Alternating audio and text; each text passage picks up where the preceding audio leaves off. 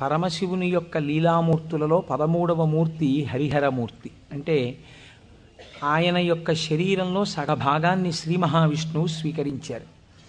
అలా పరమశివుణ్ణి ప్రసన్నుణ్ణి చేసుకుని ఆయన శరీరంలో సగభాగాన్ని శ్రీ మహావిష్ణువు స్వీకరించినటువంటి మూర్తిని హరిహరమూర్తి అంటారు. నువ్వు ఎటువంటి భక్తితో ఎటువంటి ఉపాసన చేసి శంకరుని యొక్క శరీరంలో అర్ధభాగాన్ని పొందావో ఆ ఉపాయాన్ని నాకు చెప్పవలసినది అని పార్వతీదేవి నారాయణుణ్ణి ప్రార్థన చేస్తే శ్రీమన్నారాయణుడు పార్వతీదేవికి ఉపదేశం చేసినటువంటి స్తోత్రమే శివాష్టోత్తర శతనామ స్తోత్రం. ఈ శివాష్టోత్తర శతనామ స్తోత్రాన్ని ఆధారం చేసుకుని పార్వతీదేవి శంకరుడి యొక్క శరీరంలో అర్ధభాగాన్ని పొందింది. అది 14వ స్వరూపం. దాన్ని అర్ధనారీశ్వర స్వరూపము అని పిలుస్తారు. మనకి కూడా కావలసింది మనుష్య జన్మ యొక్క పరమ ప్రయోజనం భగవంతుడితో ఐక్యమే కనుక శివాష్టోత్తర శతనామ స్తోత్రాన్ని ప్రదోష వేళలో చదవడం మనకి ఇహమునందు సమస్తమైన కోర్కెలని తీరుస్తుంది, పారలౌకిక సుఖమును భగవంతుని యొక్క అనుగ్రహాన్ని మన యందు ప్రసరింపచేస్తుంది. నిన్నటి రోజున శివనామం గురించి మీతో కొంత నేను ప్రస్తావన చేసి ఉన్నాను. శివో మహేశ్వర అని పిలుస్తారు. ఈ మహేశ్వర అనబడేటటువంటి నామం చిత్రమైనటువంటి నామం. మనకి మంత్రపుష్పం చెప్పినప్పుడు ఒక మాట చెప్తుంటాం, ఈశాన సర్వ విద్యానాం ఈశ్వర సర్వభూతానాం బ్రహ్మాధిపతిర్బ్రహ్మణోధిపతిర్బ్రహ్మ శివో మే అస్తు సదాశివోం అని. సర్వమంగళములకు కారణమైనటువంటి వాడు, సర్వ జగన్నియామకుడు, సృష్టి స్థితి లయలు చేసేటటువంటి వాడు, తానొక్కడే అయి ఉండి కానీ సృష్టి చేసినప్పుడు ఒకడిగా, స్థితికారకుడిగా ఉన్నప్పుడు ఒకడిగా, లయకారకుడిగా ఉన్నప్పుడు ఒకడిగా, మూడుగా కనపడుతూ ఆయన యొక్క అనుగ్రహము చేత జ్ఞానము కలిగినప్పుడు అవి మూడు కావు ఒక్కటే అన్న జ్ఞానము ఎవరి నుంచి ప్రసరిస్తుందో ఆయన మహేశ్వరుడు. ఆయనే మూడుగా కనపడేటటువంటి ఒక్కటి. అందుకే పోతన గారు భాగవతంలో ఒక చోట ఒక మాట అంటారు, మూడు మూర్తులకును మూడు రూపములకు మూడు కాలములకు మూలమగుచు భేదమగుచు తుతి కభేదమయ్యొప్పారు బ్రహ్మమనగ నీవే పాలనయన అని పిలుస్తారు. మూడు రూపములకు మనకి సృష్టి స్థితి లయ అని మూడు మాటలు వాడుతుంటాం. సృష్టి అంటే పూర్వం లేనటువంటి దాన్ని మన కంటికి కనపడేటట్టుగా ఒక కొత్త వస్తువు తయారగుట, ఒక కొత్త ప్రాణి ఆవిర్భవించుట, దానికి సృష్టి కార్యము అంటారు. స్థితి అంటే వచ్చినటువంటి పదార్థము కొంతకాలం అలా క్షేమంగా ఉండుట. లయము అంటే ఎక్కడి నుంచి వచ్చిందో అక్కడికి వెళ్ళిపోవుట. అయితే చాలామందికి ఒక తప్పు అభిప్రాయం ఉంటుంది. రుద్రుడు లేదా శివుడు అనేటప్పటికీ ఆయన సంహారకర్త, అనగా చంపేస్తాడు బాబోయ్. శంకరుణ్ణి ప్రార్థన చేస్తే ఆయన లయకారకుడు కదండి, చంపేస్తాడంటారు. కాదు, అన్ని వేళలా లయము అన్న శబ్దానికి అర్థం కేవలం చంపేయడం కాదు. ఆయన చాలా ఉదారుడై ఉంటాడు. మీకు నేను కొన్ని ఉదాహరణలు చూపిస్తాను. మనకి లయమునందు స్వల్పకాలిక లయము అని ఒక మాట ఉంది. స్వల్పకాలిక లయం అంటే ఏమిటో తెలుసా అండి? నేను ఆఫీస్కి వెళ్ళాననుకోండి, నా ప్రయోజనం ఏమిటి? ఆఫీస్కి వెళ్ళడం దేని గురించి అంటే నా ఇంట్లో ఉన్న భార్యాబిడ్డలు క్షేమంగా సంతోషంగా ఆనందంగా ఉండేటట్టుగా వాళ్ళకి కావలసినటువంటి ద్రవ్యమును సంపాదించడానికి ఆఫీస్కి వెడతాను. ఆఫీస్ ఎంత బాగున్నా నేను ఆఫీస్లో ఉండిపోను. ఆఫీస్కి వెళ్ళడం ఎందుకంటే ఇంటికి వచ్చేయడానికి తప్ప. ఆఫీస్కి వెళ్ళి ఆఫీస్లో ఉండిపోవడానికి ఆఫీస్కి ఎవరు వెళ్ళరు, ఇంటికి వచ్చేస్తారు. ఇంటికి వచ్చేస్తే అమ్మయ్యా ప్రాణం హాయిగా ఉందంటారు. మీరు చూడండి, తీర్థయాత్రలకు వెళ్ళిన వాళ్ళు ఓ మాట అంటుంటారు, ఓ 10 రోజులో 15 రోజులో యాత్రకు వెళ్ళినప్పుడు బాగుంటుంది. యాత్రకు వెళ్ళి రాగానే మొదట వచ్చే మాట ఏమిటంటే, భార్య భోజనం పెట్టగానే ఇంట్లో చారు అన్నమైనా ఎంత సుఖంగా ఉందోనే అంటాడు. తన ఇల్లు అనేటప్పటికీ ఒక తృప్తి. అలాగే మీ యొక్క స్వస్వరూపమునందు మీరు నిలబడినప్పుడు సుఖదుఖములనేటటువంటివి లేకుండా పరమ ప్రశాంతమైన స్థితిలో మీరు ఉంటారు. మీ స్థితి అసలు ఏమిటి? ఆనందకరమైనటువంటి స్థితి. మరి దుఃఖం ఎందుకు వస్తుంది? మనస్సు యొక్క సంకల్ప వికల్పముల వలన దుఃఖం వస్తుంది. ఆ మనస్సు సుషుప్తిలో ఆత్మలోకి చేరిపోయింది అనుకోండి, ఏమీ తెలియని స్థితిలో, అది అజ్ఞానం అంటే మనం తెలుసుకోలేం. కానీ మీరు బాగా గాఢ నిద్ర పట్టినప్పుడు ఎలా ఉంది అన్నారనుకోండి, ఎవ్వడూ కూడా ఎంత దుఃఖంగా ఉందోనండి, అంత గాఢ నిద్ర పట్టింది, ఎంత ఏడుపు వచ్చిందో ఆ గాఢ నిద్రలో అన్నవాడు మీకు ప్రపంచంలో ఉండడు. బా ఎంత హాయిగా నిద్ర పట్టిందో అంటాడు. ఏమిటా హాయి? మనస్సు లేకపోవడమే హాయి. మనస్సు ఆత్మలోకి వెళ్ళిపోయింది. అలా వెళ్ళిపోయి ఆత్మగా ఉండిపోతే ఎంత సంతోషమో, ఎంత హాయో, ఎంత ఆనందమో. ఈ బాహ్యమును గురించినటువంటి ఎరుక అంతా ఆగిపోతుంది. ఆగిపోయినప్పుడు గొప్ప ఆనందాన్ని పొందుతాడు. ఇలా ఆనందాన్ని పొందినటువంటి స్వరూపము ఏది ఉన్నదో ఆ ఆనందమే శంకరుడు, ఆ ఆనందమే పరమశివుడు. ఆయన ఈ నిద్ర పోయినప్పుడు దీనిని స్వల్పకాలిక లయము అని పిలుస్తారు. నిద్ర పట్టలేదనుకోండి, అంతకన్నా భయంకరమైన స్థితి ప్రపంచంలో ఇంకోటి ఉండదు, అంతకన్నా దుఃఖం కూడా ఇంకోటి ఉండదు. ఒక్కరోజు రాత్రి 1 గంట వరకు నిద్ర పట్టలేదనుకోండి, పిచ్చెక్కినట్టు ఉంటుంది. ఏం చెయ్యాలో అర్థం కాక. ఏదో అలవాటు ఉన్నవాడైతే పుస్తకం తీసుకాసేపు చదువుకుంటే వేరు మాట అనుకోండి.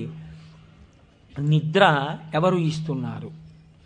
నిద్రని భగవంతుడు మీరు అర్థించకుండా, మీరు ఏ ప్రయత్నమూ చెయ్యకుండా తిరిగి తిరిగి తిరిగి తిరిగి విషయ సుఖాలలో మీరు మగ్నమై ఇంద్రియములన్నీ అలిసిపోయి మనస్సు అలిసిపోతే ఈ శరీరాన్ని తీసుకెళ్ళి ఓ మంచం మీదో, పరుపు మీదో, నేల మీదో, చాప మీదో, బొంత మీదో పడుకోబెట్టేస్తే ఆయన చక్కగా ఇంద్రియాల్లో ఉన్న శక్తిని అంతటినీ తీసి మనస్సులో పెట్టేస్తాడు. కళ్ళల్లో ఉన్న శక్తి వెనక్కి తీసి మనస్సులో పెడతాడు. కళ్ళు తెరిచి ఉంటాయి కానీ చూడడు. ఒక్కొక్కడు కళ్ళు తెరిచి నిద్రపోతాడు, లేకపోతే సగం తెరిచి నిద్రపోతాడు, కానీ ఏం చూడలేడు. ఎందుకంటే శక్తి వెనక్కి వెళ్ళిపోయింది. చెవు దగ్గరికి వెళ్ళి మాట్లాడినా వినపడదు. ఎందుచేత? ఆ చెవికి వినపడే శక్తి మనస్సులోకి వెళ్ళిపోయింది. ఇంద్రియాలలో ఉన్న శక్తి మనస్సులోకి, మనస్సు ఆత్మలోకి వెళ్ళిపోతుంది. ఈ గాఢమైనటువంటి సుషుప్తి అనబడేటటువంటి నిద్రలో ఈశ్వరుడు మనకు ఒక గొప్ప ప్రయోజనాన్ని చేకూరుస్తాడు. దీన్నే స్వల్పకాలిక లయము అంటారు. మనం ఛార్జింగ్ లైట్ని కరెంటుతో ఛార్జ్ చేసినట్టు ఈ మనస్సు ఇంద్రియముల యొక్క శక్తి తీసుకుని ఆత్మలోకి వెళ్ళి కూర్చుంటుంది. కూర్చున్నప్పుడు ఈ ఆత్మ మళ్ళీ మనస్సుకి ఇంద్రియములకు కావలసినటువంటి బలాన్ని ఇస్తుంది. తెల్లవారి నిద్ర లేవగానే మనస్సు మేల్కొంటుంది. మేల్కొనడం అంటే ఆత్మ నుంచి విడివడుతుంది. అసలు యథార్థమునకు సృష్టి, స్థితి, లయ అన్నవి ఎక్కడ దర్శనం చేయాలో తెలుసా అండి? మీరు ఇక్కడే దర్శనం చేయాలి. అది మహేశ్వర స్వరూప దర్శనం అవుతుంది. మీకు ఎలా దర్శనం చెయ్యాలి? మీకు నిద్ర లేవగానే మొట్టమొదటి ఆలోచన అయితే వచ్చిందో దానికి మీరు సాక్షిగా ఉన్నారనుకోండి. తెలివి రాగానే నాకు మొదట ఏం ఆలోచన వచ్చింది అంటే ఆలోచన మనస్సు యొక్క స్వరూపం. అది ఏం ఆలోచించిందని మీరు ఆలోచనని పసిగట్టి వేరుగా ఉండడం మీరు ఆత్మగా ఉండడం. ఆత్మగా ఉండి మీరు మొదటి ఆలోచనని చూశారనుకోండి, దాని ఆలోచనల్ని చూడడం మీకు అలవాటు అవుతుంది. ఇది సృష్టి, చతుర్ముఖ బ్రహ్మ దర్శనం. కాబట్టి బ్రహ్మగారికి పూజ లేదు. ఎందుకనంటే ఆ సంకల్ప దర్శనము చేత మాత్రమే మీరు బ్రహ్మదర్శనం చేసేస్తారు. సృష్టి ప్రారంభమైంది అంటే మీ మనస్సు బయటికి వచ్చింది. ఇప్పుడు మీకేం కావాలి? స్థితి కావాలి. స్థితి అంటే నిర్వహణ శక్తి కావాలి. కొన్ని సంకల్పములను మనస్సు చేస్తుంది, వీటిని విడగొట్టగలిగిన ప్రజ్ఞ కావాలి. అది వ్యగ్రతతో ఇవాళ ఈ పని చెయ్యి అంటుంది, నేను చేయను.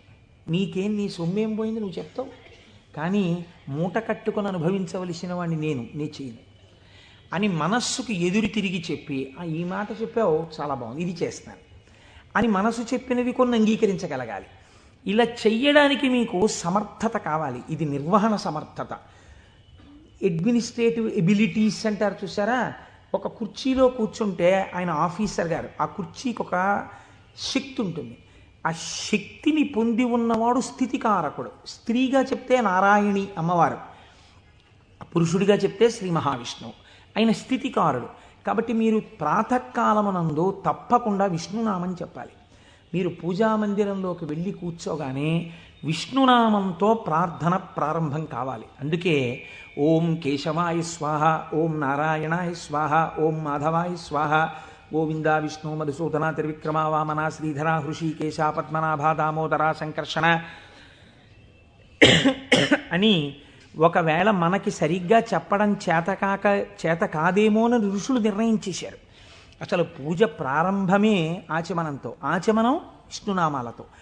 ఆ విష్ణువు యొక్క శక్తి మీ యందు ప్రసరిస్తే మీకు సాయంకాలం వరకు ఆ ప్రజ్ఞ అలా వెడుతుంది. ఎందుకంటే జాగృతిలో ఉన్నప్పుడే మీరు ఇంద్రియాలని మనస్సుని ఈశ్వర స్వాధీనం చెయ్యాలి. దీనికి కావలసిన ప్రజ్ఞ, మీ ఆలోచనల్ని చక్కదిద్దుకోగలిగిన ప్రజ్ఞ మీ యందు ప్రసరిస్తుంది. కాబట్టి విష్ణు పూజతో రోజు ప్రారంభం కావాలి, విష్ణునామంతో ప్రారంభం కావాలి. తరువాత మీరు అభిషేకం చేసుకోవచ్చు, శివార్చన చేయవచ్చు. నేను అలా చెయ్యవద్దని నేను చెప్పట్లేదు. విష్ణునామంతో ప్రారంభించాలి. మనకి భగవంతుడు ఒక్కడే, కానీ మనకి ప్రయోజనం చేకూర్చడానికి అన్ని రూపాల్ని పొందాడు. రాత్రి నిద్రపోయే ముందు శాస్త్రం అంది 11 మార్లు. ఇంకా నువ్వు నామం చెప్పేసిన తర్వాత ఇక మాట్లాడకూడదు. 11 మాటలు శివ శివ శివ శివ శివ శివ శివ అని 11 మాటలు అనుకుని విశ్రాంతి స్థానమునకు శరీరమును చేర్చేయాలి. ఇక పడుకున్న తర్వాత ఇక మాట్లాడడం. ఇప్పుడు ఈ శివానుగ్రహం స్వల్పకాలిక లయం. సృష్టిని దర్శనం చేశాడు, స్థితికారకుణ్ణి ప్రార్థన చేశాడు. ఈ రోజు చేసినటువంటి పనులన్నీ మంచి పనులైతే నిద్రలో నీకు సాత్వికమైనటువంటి ఆలోచనలు వస్తాయి. సాత్వికమైన ఆలోచనలతో, చిత్తశాంతితో, భయానకమైన కలలు రాకుండా హాయిగా నిద్రపుచ్చగలిగినటువంటి స్వరూపము స్వల్పకాలిక లయమైనటువంటి పరమశివ స్వరూపము. శివనామం చెప్పి నిద్రపోతే నిద్రా సమాధి స్థితి, అది సమాధి స్థితి అవుతుంది. మళ్ళీ లేచాడు, మళ్ళీ సృష్టికర్త దర్శనం చేస్తాడు. తొలితలంపు ఏది వస్తోందో దాన్ని మీరు ఈశ్వరుడి వైపుకి తిప్పడం అలవాటు చేయాలి మనస్సుకి ప్రయత్నపూర్వకంగా. ఫస్ట్ డిక్టం లోపల నుంచి ఏం రావాలో తెలుసా అండి, అది మీరు అలవాటు చేయాలి. అప్పుడు మీరు ఒక రోజుని, కాలమునందు ఒక రోజు అనబడేటటువంటి విభాగమును మహేశ్వరుడిగా మారుస్తున్నారు మీరు. ఇది మహేశ్వరార్చనము. ఒక రోజు మహేశ్వరుడైంది, మీరు ఆ మహేశ్వరార్చన చేత మీరు మహేశ్వరుడైనారు. ఎలా అంటే మొట్టమొదటి ఆలోచన బయటికి వస్తూనే మనస్సుకి ఒకటి అలవాటు ఉండాలి. ఏమిటో తెలుసా అండి అలవాటు? ఇది చిత్రంగా ఉంటుంది. చిలకకి సహజ స్వభావం ఏమిటి? మీరు ఒక పంజరంలోంచి బయటికి తీస్తే ఎగిరిపోవడం. కానీ కొంతమంది చిలక ప్రశ్న అని జ్యోతిష్యం చెప్పేవాళ్ళు ఉంటారు. వాళ్ళు పంజరంలోంచి తలుపు పైకెత్తి చిలకని బయటికి పిలుస్తారు. చిలక బయటికి వచ్చి ఎగిరిపోదు. ఎగిరిపోకుండా వచ్చి అక్కడ పెట్టిన పుస్తకాలని ముక్కు పెట్టి లాగి ఒక పుస్తకాన్ని నుంచి లోపలికి వెళ్ళిపోయి కూర్చుంటుంది. ఆయన తలుపు వేయలేదనుకోండి, అది ఎగరదు, అందులోనే కూర్చుంటుంది. అదేంటి స్వేచ్ఛగా ఎగిరే చిలక ఎగరకుండా ఇలాంటి పనులు చేయడం ఏంటి అంటే ఆయన అలా తర్ఫీదు ఇచ్చాడు దానికి, అందుకని అది అలా ప్రవర్తిస్తుంది. మీరు కూడా మీ మనస్సుకి తర్ఫీదు ఇవ్వడం మీకు రావాలి. నిద్ర లేవగానే అది మొదటి సంకల్పం ఏం చెప్పాలో తెలుసా అండి?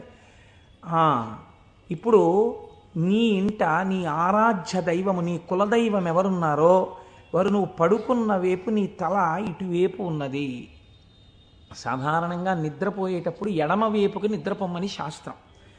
నువ్వు కొంచెం ఓరగిలా పడుకుని కొద్దిగా తల కుడిపక్కకి తిప్పి నీ కన్నులు విప్పితే నీ దృష్టి ప్రసారము తిన్నగా నీ కులదేవతా స్వరూపము మీద పడుచున్నది. అది లక్ష్మీనారాయణులు కానివ్వండి, పార్వతీ పరమేశ్వరులు కానివ్వండి.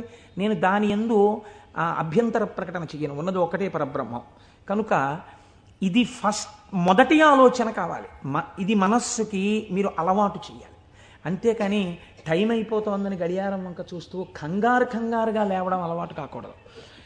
మీ తల ఇలా తిప్పి మీ కళ్ళు విప్పితే మీ మొట్టమొదటి దృష్టి ఇలా చెదురుతూ బాగా నిద్రపోయినటువంటి కనులలోంచి జరిగిన మొదటి కిరణ ప్రసారము పరమేశ్వర మూర్తి మీద పడడము చేత పరావర్తనము చెంది ఆ పార్వతీ పరమేశ్వర లేక లక్ష్మీనారాయణ దర్శనము ఇక్కడ జరిగి ఈ కంటితో చూసి లేచిన తర్వాత కాలు పెట్టే ముందు మనస్సు మళ్ళీ సముద్రవసనే దేవి పర్వత స్తనమండలే అని ఒక శ్లోకం చెప్పి కిందకి దిగగానే, గురువుగారు మీరు నాకు ఉపదేశం చేశారు, మీరు చెప్పిన బుద్ధితో ఈనాటి నా రోజు గడుచుగాక అని నేల మీద పడి గురువుగారి పాదాలని ఒక్కసారి మనస్సులో ధ్యానం చేసి వారి పాదాలకి శిరస్సు తాటించి పైకి లేవడం. ఇది మీకు అలవాటైందనుకోండి, మీకు తెలియకుండా మీరు మొదటి ఆలోచన రావడానికి సాక్షి. ఇప్పుడు ఈ ఆలోచనని మీరు ఒక దిశానిర్దేశం చేస్తున్నారు. ఇది స్థితికారకత్వం. అసలు నిజంగా ఒడిసి పట్టడం. ఇలా తిప్పడాన్ని యథార్థమునకు ఒక రోజును మహేశ్వరుడిగా మార్చుట కాకుండా ఎక్కడో మహేశ్వరుడు ఉన్నాడు, ఆయన సృష్టికర్త స్థితికర్త ప్రళయకర్త. మీరెప్పటికీ సృష్టికర్త స్థితికర్త ప్రళయకర్త దర్శనం చేస్తారు? లలితా సహస్రనామంలో, లలితా అష్టోత్తరంలో అమ్మవారికి ఒక నామం ఉంది, భావనామాత్ర సంతుష్టాయై నమః. మీ భావన ఎలా ఉందో దాని చేత ఆవిడ సంతుష్టురాలవుతుంది, ఆవిడ ఆనందిస్తుంది. ఇక్కడ మీరు భావన చేస్తుంటే ఈ శక్తి అంతా ఆవిడే, ఇక్కడ ఉన్న శక్తి, ఇక్కడ ఉన్నటువంటి ప్రకృతి వికారమైన శరీరం ఆవిడే. ఇది ఆయన్ని కోరుతోంది. దీన్ని దానితో కలపాలని ఆవిడ తెర పైకెత్తుతుంది. ఇది మాయా అన్న అవనిక ఒక రోజున పైకెత్తేస్తుంది ఆవిడ. అప్పుడు మీరు దాంతో కలుస్తారు. ఇది జీవితంలో అనుసంధాన ప్రక్రియగా వెళ్ళవలసినటువంటి మహేశ్వర స్వరూపం. అంతేకాని మహేశ్వర స్వరూపం అనగా ఏదో దేవతలందరి చేత పూజింపబడువాడు, నేను దాన్ని దోషం అంటలేదు, నేను తప్పంటలేదు. కానీ మీరు అలా అనుసంధానం చేసుకుంటే అది భక్తికి బాగా పనికొస్తుంది. అందులో నేను ఎంతమాత్రము దోషమెంచను. కానీ మీకు ఇది నిత్య జీవితమునందు అలవాటులోకి తెచ్చుకోవలసినటువంటి ప్రక్రియ. మీరు ఇలా దర్శనం చేస్తూ వెళుతున్నారనుకోండి, మీ లయ పరమశివుడు. మీరు ఇప్పటిదాకా ఎవరితో కలిసి ఉన్నారు అని అడిగారనుకోండి, నిద్ర లేవగానే మీరు ధైర్యంగా చెప్పగలగాలి, నేను ఇప్పటి వరకు కైలాసమునందు పార్వతీ పరమేశ్వరులతో కలిసి ఉన్నాను. అది నా నిద్ర. ఎందుచేత? నా నిద్రని నేను అలా స్వీకరించాను పడుకోబోయే ముందు. నేను లేచినప్పుడు నేను చతుర్ముఖ బ్రహ్మ దర్శనము చేత సృష్టికర్త దర్శనమే నా యొక్క మేల్కొనుట. నా పూజామందిర ప్రవేశము స్థితికర్త యొక్క ప్రార్థన. నా నిన్నటి రోజు సృష్టికర్త, స్థితికర్త, ప్రళయకర్తల యొక్క సమాహారము, మహేశ్వర స్వరూపముగా నా చేత ఉపాసన చేయబడిన కాలము. కనుక నేనెవరినయ్యాను? మహేశ్వరోపాసన చేత నేను ఒక మహేశ్వరుడనైనాను. ఇది మీ జీవితమునందు రావలసిన ప్రక్రియ.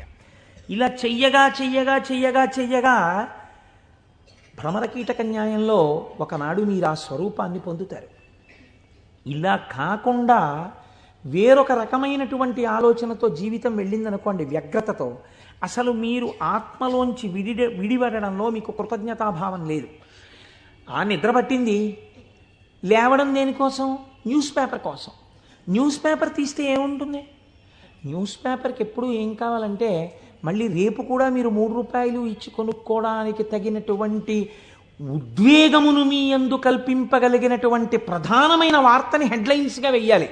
అది పేపర్ టెక్నిక్. అంతేగాని మీ మనస్సుకి ఉల్లాసమును కల్పించేటటువంటి ఒక సాత్వికమైన విషయాన్ని తీసుకొచ్చి హెడ్లైన్స్గా వాళ్ళు ఎందుకు వేస్తారు? పేపర్ని కూడా మీరు దోషం పట్టకూడదు. అది వాళ్ళ యొక్క జీవన విధానం, అది పేపర్ యొక్క లక్షణం. అందరూ అలా కోరుకుంటున్నారు. కాబట్టి అందులో ఉద్వేగం ఉండి తీరుతుంది.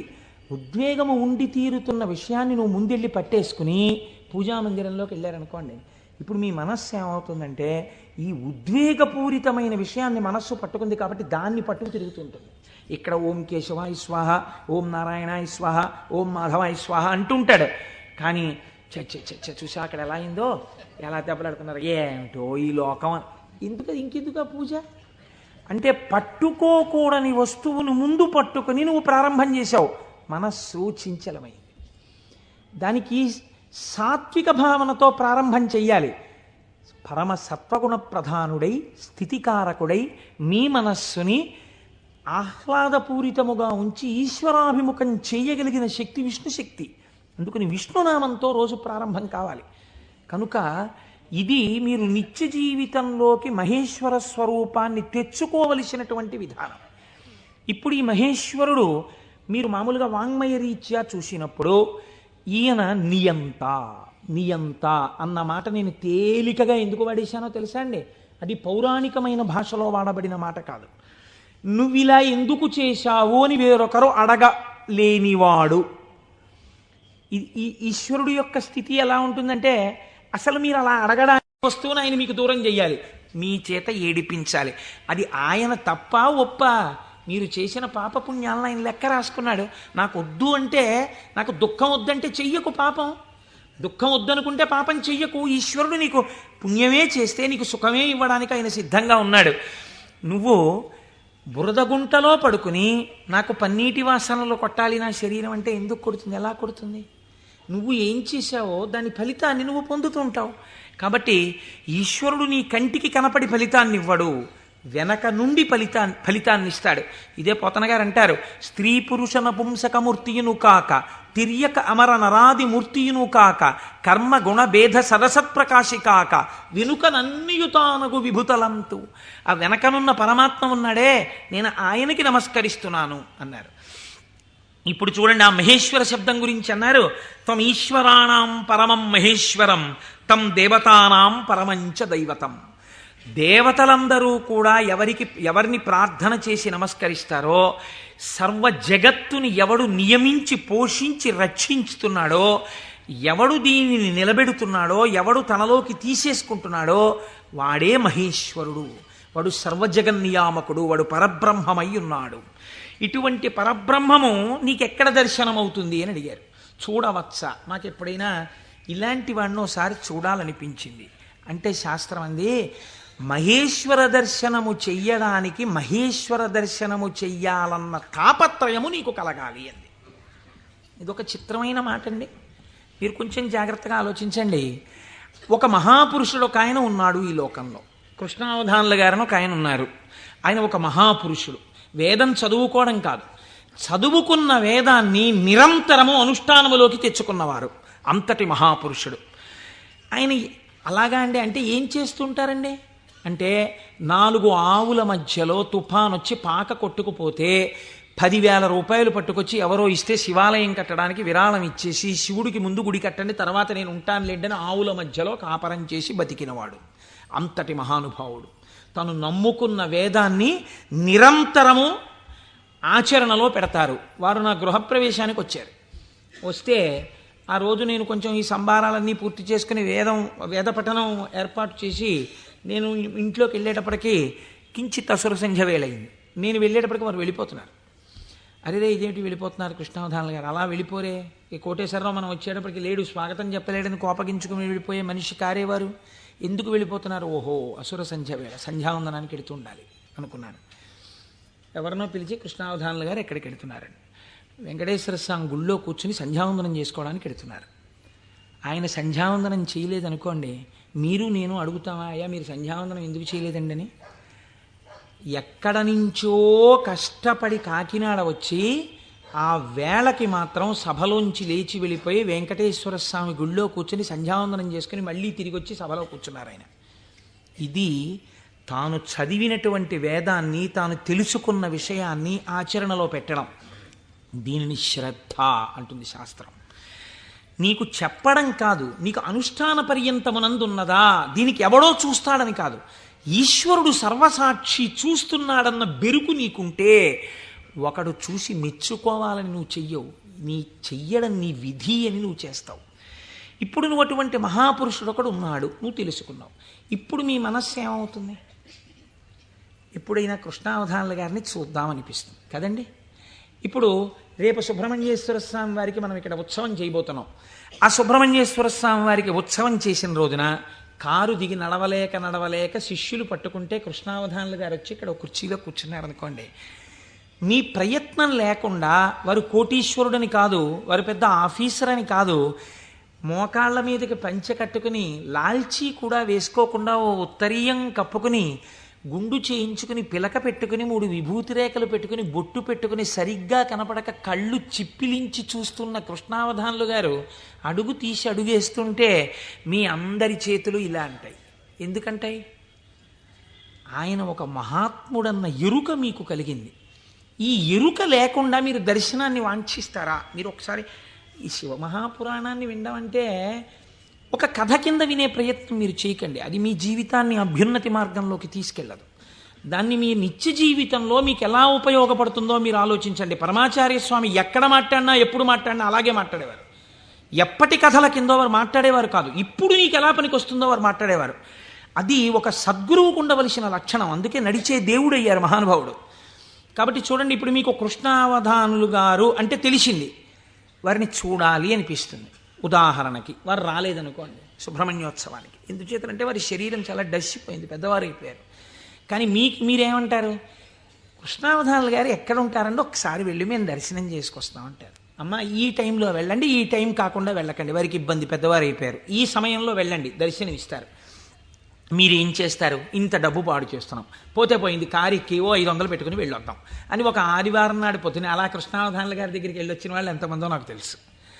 కారు వేసుకుని వెళ్ళి అరడజన అరటిపళ్ళలో ఏవో ఇచ్చి ఒక్కసారి ఆయన్ని చూడగానే, ఇప్పుడు మీకు ఆయన గురించి ఆయన ఏం చెప్పుకోరుగా, కానీ మీరు ఆయన్ని చూస్తుంటే, ఆయన కూర్చుంటే, మీరు ఎక్కడి నుంచి వచ్చారమ్మా అని అడుగుతుంటే, ఆయన ఏదో 4 శ్లోకాలు చెప్తుంటే, ఆ గొంతు తడబడిపోతుంటే, పెద్దవారైపోయి వారు మాట్లాడుతుంటే మీ మనసు ఆర్ద్రమైపోతుంది. మీకు తెలియకుండా మీ కన్నుల వెంట నీళ్లు కారుతాయి. అబ్బా, ఏం మహాపురుషుడు, ఏం మహాపురుషుడని పటికి బెల్లం తినేసిన నోరు తీపిగా ఉన్నట్టు మళ్ళీ కారెక్కి వచ్చేస్తారు ఇంటికి. ఎందుకు వెళ్ళారు ఆ ఊరు 500 కారు చేయించుకుని? మీకు తెలిసింది కాబట్టి కృష్ణావధానుల గారంటే, కాబట్టి కదా మీరు దర్శనం చేశారు. మహేశ్వరుడు అంటే సృష్టికర్త, స్థితికర్త, ప్రళయకర్త అని నేను ఒక మాట చెప్పాను అనుకోండి, అది మీకు ఏం ఉపయోగపడుతుందని నేను ప్రశ్న వేస్తున్నాను. మీరు ఆలోచించండి. నేను ఈ మాట అన్నాను, అనుసంధానం మీరు కాలగతంలో ఒక రోజులోకి తెచ్చుకోండి, మీకు మహేశ్వర దర్శనం కలుగుతోంది అన్నాను. అది మీకు ఉపయుక్తం. మీరు చూడండి, నేనంటాను మహేశ్వరుడెవరో చూడాలన్న ఉత్సాహం కృష్ణావధానులు గారు ఎవరో తెలుసుకుంటే కలిగినట్టు, ఈశ్వరుణ్ణి చూడాలన్న ఉత్సాహం మీకు ఇక్కడ కలగాలంటే మీరు ఏం చేస్తే కలగదండి. నేను ఒక్క ఉదాహరణ చెప్తాను. నేను పూజ చేసుకోవడానికి కూర్చున్నాను అనుకోండి, బంతి పువ్వు చేత్తో పట్టుకున్నాను అనుకోండి. బంతి పువ్వు అన్న మాట ఎందుకు వాడానంటే చాలా తేలిగ్గా దొరికే పువ్వు, రూపాయి ఇస్తే ఇన్ని పూలు ఇస్తారు. బంతి పువ్వు ఇలా పట్టుకున్నాను అనుకోండి, మీరు ఎప్పుడైనా చూడండి పువ్వు పైన వాసన వస్తుంది. బంతి పువ్వు యొక్క కాడ తుంపండిలాగా మంచి సువాసన వస్తుంది, కాడ తుంపితే సువాసన వస్తుంది. ఈశ్వర, ఏమి అమరిక!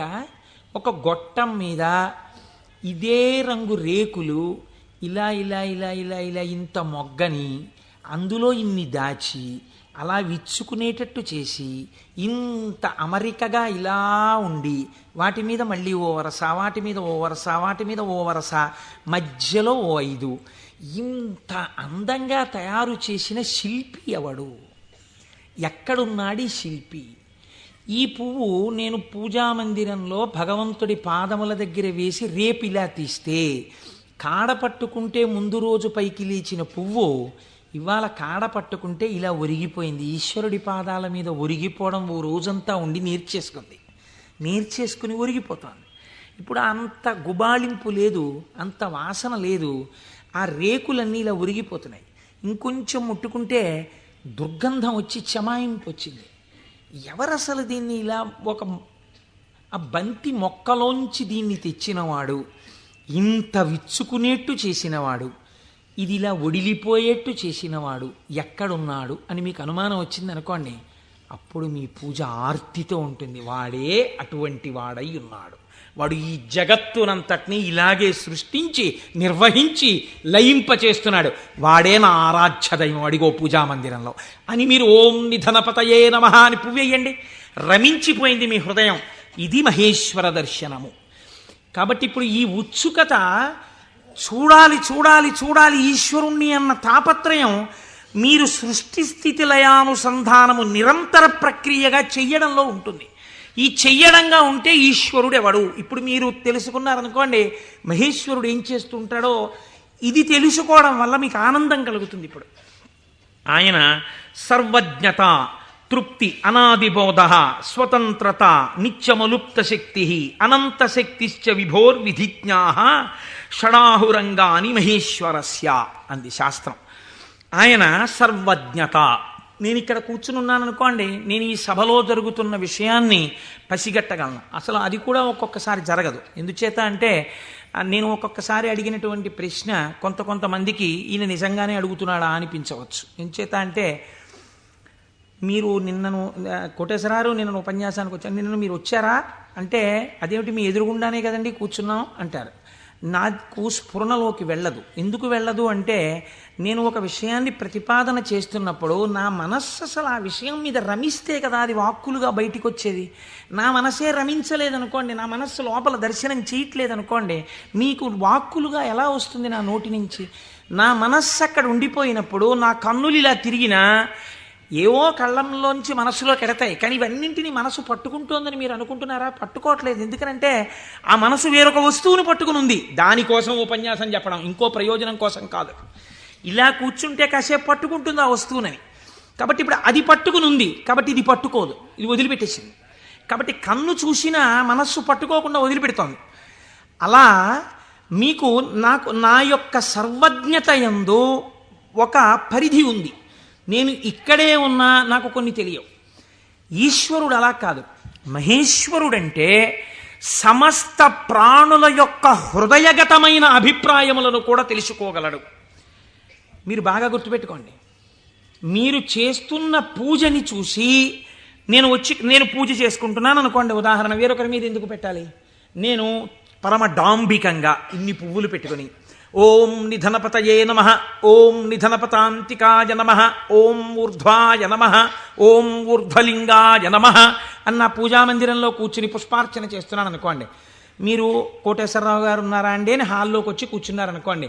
ఆహాహా, ఏం పూజ చేస్తున్నాడండి కోటేశ్వరరావు, నిజంగా ఏమి ఉచ్చారణ, ఏమి నామాలు చెప్తున్నాడు అని మీరు ఇక్కడ గబగబా సోఫాలో కూర్చున్న వారి కింద కూర్చుని కళ్ళు మూసేసుకుని, ఇప్పుడు ఆయన ఇలా పువ్వులు వేస్తుంటారు, ఇలా నామం చెప్తుంటారని మీకు ఆ నామాలు రాకపోయినా మనస్సులో ఇలా ఇలా మీ చెయ్యి అంటూ మీరు పువ్వులు వేసేస్తూ మీరు కూర్చున్నారు. అక్కడ పూజ చేస్తున్న నేను నామాలు నోటితో చెప్తున్నాను, కానీ నా మనస్సు రేపు ఉదయం నేను పెళ్ళికి వెళ్ళాలి, ఈ పెళ్ళికి వెళ్ళినప్పుడు మనం 10ంటికి ఆఫీస్కి వెళ్ళిపోగలమా, లేకపోతే 1 గంట పర్మిషన్ పెట్టి 11 గంటలకు వెళ్ళిపోగలమా, ఒకవేళ వాళ్ళు భోజనానికి ఉండిపోమ్మంటే దీన్ని వంట చేయమని చెప్పడమా, అక్కర్లేదులే భోజనానికి ఎడదామందామా, భోజనానికి ఎడదామంటే ఇది మీరు వచ్చి నన్ను తీసుకెడతారా ఆఫీస్కి అయితే అంటుందేమో. ఇప్పుడు ఎక్కడున్నాను నేను వాళ్ళ ఇంట్లో పెట్టే భోజనం దగ్గర ఉన్నాను. పైకి ఏం చేస్తున్నాను? ఓం నిధనపతయే నమః, ఓం నిధనపతాంతికాయ నమః. నా పూజ వింటున్నవాడు, హాల్లో కూర్చున్నవాడు ఏం చేస్తున్నాడు? ఆయన కోటేశ్వరారు ఎంత బాగా పూజ చేసుకుంటున్నారో అని తను వచ్చిన పని మర్చిపోయి తను రమించిపోయి ఇక్కడ ఈశ్వరుణ్ణి చూస్తూ ఆయన పాదాల మీద బొడ్డు మల్లెలు వేసేస్తున్నాడు. ఇప్పుడు పూజ చేసిన ఫలితం ఈశ్వరుడు ఎవరికి వేస్తాడో తెలుసా అండి? హాల్లో కూర్చుని ఆయనకి వేస్తాడు. కోటేశ్వరరావుకి ఏం వేస్తాడో తెలుసా అండి? ఆయన పూజ చేసుకునేటట్టుగా గట్టిగా నామాలు చెప్పిన ఫలితం వేస్తాడు. చూసారా? ఇది సర్వజ్ఞత. ఇది మీకు దొరకదు. మీరేమంటారు? నేను బయటకు వస్తే కోటేశ్వరరావు పూజ చేసుకున్నారంటారు. హృదయగతమైన అభిప్రాయమును పట్టగలిగిన వాడు. అందుకే శివానందలహరిలో శంకరాచార్యుల వారు మాట అన్నారు, వటుర్వా గేహీవా ఇతిరపి జటీవా తదితరో నరోవా యక్కశ్చిద్భవతు భవకింతేన భవతి యదీయం హృత్పద్మం యది భవతధీనం పశుపతేహే తదీయస్త్వం శంభో భవసి భవభారంచ వహసి. నువ్వు వటువా మాకు చెప్పకు.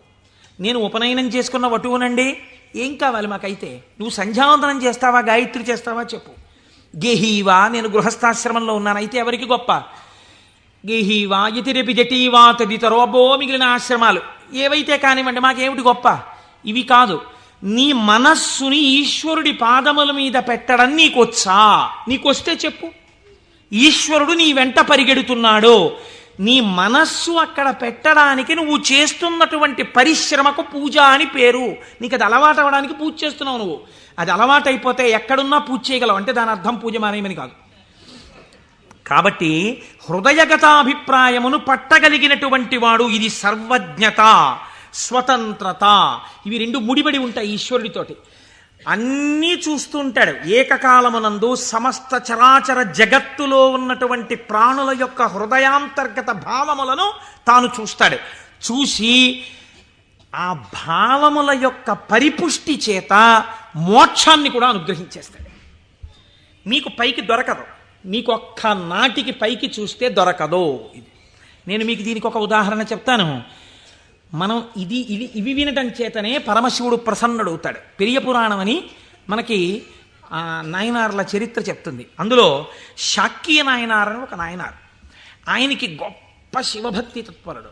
కానీ ఆయన ఉన్నటువంటి రోజులు ఎటువంటివంటే శివుడి గురించి మాట్లాడడం కానీ, శివ అన్న నామం చెప్పడం కానీ, శివార్చన చెయ్యడం కానీ కుదరనటువంటి భయంకరమైన పరిస్థితులలో ఆనాటి రోజులున్నాయి.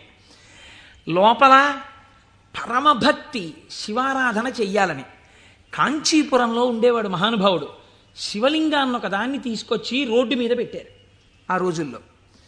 ఈయన కోరిక ఏమిటంటే మనసులో ఒక్కసారి ఆ శివలింగం దగ్గరికి వెళ్ళి ఇన్ని పువ్వులు పట్టుకొని కాస్త 2 నామాలు చెప్పి ఆ శివలింగం మీద పూలెయ్యాలని. ఆ రోజుల్లో పరిస్థితి ఏమిటంటే శివలింగం మీద పూలు ఎవడైనా వేశాడో, శివుడికి నమస్కరించాడో ప్రళయమే. కాబట్టి ఇప్పుడు ఎలా శివ పూజ చేయడం?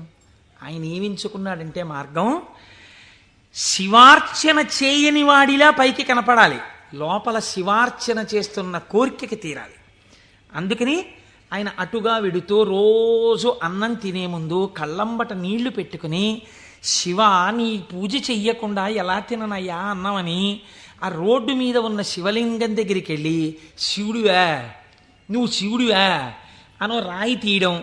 ఇంత పెద్ద చామంతి పువ్వు నా చేత్తో పట్టుకున్నాను అనుకుని శివట నిలబడేసేవాడు. లోపల చామంతి పువ్వు వేశాను, శివుడివా అని మళ్ళీ ఇలా తీయడం, శివ అని మళ్ళీ ఇలా ఓ రాయేయడం. ఇంత బొడ్డు మల్లె వేశాను. పరమశివుడి పాదాల మీద ఏం పడ్డాయో తెలుసా అండి? చామంతి పూలు, మల్లెపూలు పడ్డాయి. చూసేవాళ్ళందరూ ఏమనుకున్నారో తెలుసా అండి? వీడురా అసలు నిజంగా మన మాట వింటున్నవాడు, చూసావా శివలింగం మీద రాళ్ళు వేస్తున్నాడు వీడు, వీడిని మనం చాలా గౌరవంగా చూడాలనుకున్నాం. లోకానికి అర్థం అవుతుందా, శివుడికి అర్థం అవుతుందా? శివుడికి అర్థం అవుతుంది. ఇది శాక్యనాయనార్ జీవితం, ఇంతే ఆయన పూజ. ఇది ఆర్తిలోంచి వచ్చిన పూజ. ఒకరోజు ఆయన అన్నం తినడానికి కూర్చున్నాడు, భార్య వడ్డించింది. వడ్డిస్తే అన్నం తినబోయాడు. శర్వహ అనో నామం జ్ఞాపకానికి వచ్చింది. ఈ అన్నం నాకు పెట్టినవాడు శంకరుడు, లోపలికెడితే జీర్ణం చేస్తున్నవాడు శంకరుడు, అగ్నిని ఆదేశించి అన్నాన్ని ఉడికేటట్టుగా నా ఇంట పాచకుండి చేసినవాడు శంకరుడు, నీటిగా ఈ అన్నం ఉడికేటట్టు కలిసినవాడు శంకరుడు. నేను శంకరుణ్ణి, నేను పశువు తిన్నట్టు ఈ అన్నం తినడానికి వచ్చాను. ఇవాళ శివలింగం మీద 4 పువ్వులు వేయడం మర్చిపోయానని అన్నపు పళ్ళెం దగ్గర లేచి భార్యకి చెప్పకుండా పరుగున శివలింగం దగ్గరికి వెళ్ళాడు. పూజ చేయకూడదు, పరిస్థితులు ఎలా ఉన్నాయి? నిలబడి 4 రాళ్ళు తీసి శివుడివా అని మళ్ళీ వేశాడు. వేస్తూ ఇంతకన్నా చెయ్యలేకపోతున్నానయా అని కన్నుల నీరు కార్చాడు. వెంటనే ఈశ్వరుడు ఆయనకి నటరాజమూర్తిగా సాక్షాత్కరించి తనలోకి కలిపేసుకున్నాడు. ఇప్పుడు మీరు చెప్పండి, శాక్యనాయనార్ జీవితంతో మీకేమర్థమవుతోంది? మహేశ్వరుడన్న శబ్దం చేత మీ సంకల్పములను, మీ హృదయ శుద్ధిని, మీ చిత్తశుద్ధిని చూడగలిగినవాడు. ఇది ఆయన స్వతంత్రత. ఇప్పుడు మీరు బాహ్యంలో ఆయన లోపల చేసింది మీకు తెలియదు. అంటే శంకరుడి మీద రాళ్ళు వేసినటువంటి వాడికి మోక్షం ఇచ్చినవాడు శంకరుడు అని మీరు సిద్ధాంతం చేశారనుకోండి, మీరు నేను అలా వేస్తే ప్రమాదాలు వస్తాయి. కాబట్టి లోపల ఏ భావనతో ఒక్క రాయి వేసినా దాన్ని భావనకి అనుగుణంగా తీసుకుని ఉద్ధరించి, చాలు పొంగిపోయాను రా నీ భక్తికని అన్నం విడిచిపెట్టి 4 రాళ్లతో పూజ చేసిన వాడికి మోక్షం ఇచ్చినవాడు. ఇలా చేస్తే మోక్షం ఇవ్వాలని ఏమైనా రూల్ ఉందా? అలా నియమాలు ఏమి ఉండవు. ఈశ్వరుడి స్వతంత్రత, ఆయన ఇయ్యగలడు. ఇది మహేశ్వర శబ్దము చేత ప్రతిపాదింపబడుతుంది. ఇది ఆయన శక్తికి లోపం ఉండదు. ఆయన ఇది చేశాడు కాబట్టి ఇంక ఇది చెయ్యలేడని మీరు చెప్పలేరు. ఆయన శక్తి క్షీణించిపోయిందండి, ఆయన అలిసిపోయాడండి, అలా ఏం ఉండదు. నిరంతర ఉత్సాహముతో ఉంటాడు. ఎప్పుడూ ఆయన శక్తి క్షీణించడం అన్నది ఉండదు. అటువంటి వాడెవడో సర్వజ్ఞత, తృప్తి అన్న మాట ఎప్పుడు వస్తుందండి? మీరు చూడండి, ఒక ఆయనకి పెద్ద బంగళా ఉంది, కానీ ఆయన ఎప్పుడు ఎక్కడ కూర్చుని ఉంటారంటే ఆ ఇంటి పెరట్లో ఓ చక్కటి పూలతోట ఉంది, అందులో ఆయన ఒక ఈజీ చైర్ వేసుకుని అందులో కూర్చుని ఉంటారు ఎక్కువ. మా దొరగారు ఎక్కువగా వేప చెట్టు కింద కూర్చుని ఉండేవారు. వేప చెట్టు కింద కూర్చుని దొరగారు ఉన్నారు కాబట్టి దొరగారు ఇంట్లో ఉండడానికి అవకాశం. ఐశ్వర్యవంతులు శిష్యులున్నారు. ఏమిటి ప్రారంధం? ఇన్ని కన్నాలతో ఉన్నటువంటి తువ్వాలతో ఎలా తుడుచుకుంటున్నారు? మీకు ఒక మంచి తువ్వాలే కొనివ్వలేమా అన్నారంటే ఆయన అన్నారు, ఎవరు చెప్పారు మీకు నా తువ్వాలు కన్నాలతో ఉందని? సహస్రాక్షుడే నా తువ్వాలు, ఇంద్రుణ్ణి తువ్వాలుగా తుడుచుకుంటున్నాను, అందుకే చూడండి దానికి 1000 కళ్ళుంటాయన్నారు. ఇది తృప్తి. తనకిది లేదన్న భావన ఉండదు. అంతా నాదే, నాది కాంతి ఏమిటన్న భావనతో బతుకుతారు పెద్దలు. కాబట్టి అటువంటి తృప్తి మహేశ్వరుడి సొత్తు. కాబట్టి ఇటువంటి స్వతంత్రత, ఇటువంటి శక్తి కలిగిన వాడు ఏదైనా చేయగలడు.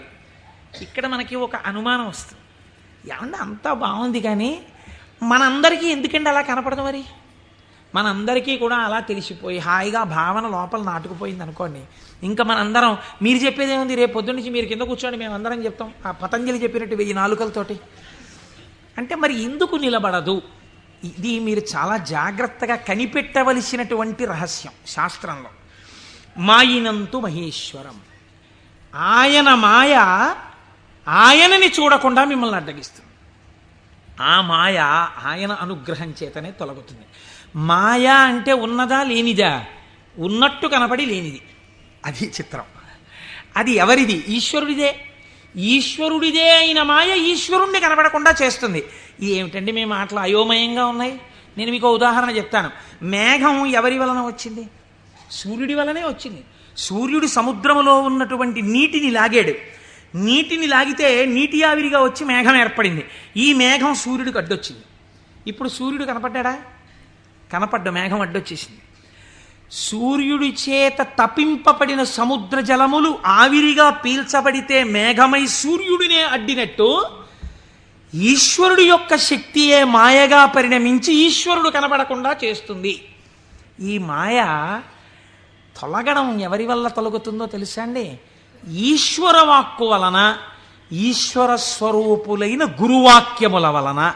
నిరంతర గురువాక్య శ్రవణమే మాయ తొలగుటకు సాధనము. అందుకే గురువు లేని విద్య గుడ్డి విద్య. ఆ గురువు అనుగ్రహం ఉంటే తప్ప మాయ తొలగదు. ఈ మాయ చిత్రంగా ఉంటుంది. ఎంత చిత్రంగా! మాయ యొక్క స్వభావమేమి మీకు తేలిక మాటల్లో చెప్పాలంటే, ఇప్పుడు నేను దాని గురించి పెద్ద చర్చ చెయ్యకుండా చెప్పాలి అంటే, మాయ వలన వచ్చేటటువంటి ఉత్తర లక్షణము కామక్రోధములు. ఎందుచేత? వెంటనే ఈశ్వరుడితో ఉన్నటువంటి పట్టు విడిచిపెట్టేసుకుని తన యందు పెట్టేసుకుంటాడు. పెట్టేసుకుని ఈశ్వర దర్శనమాగి ఇదంతా నా ప్రజ్ఞ అంటాడు. అనగానే మాయ ఏర్పడిపోయిందనమాట. అంతే.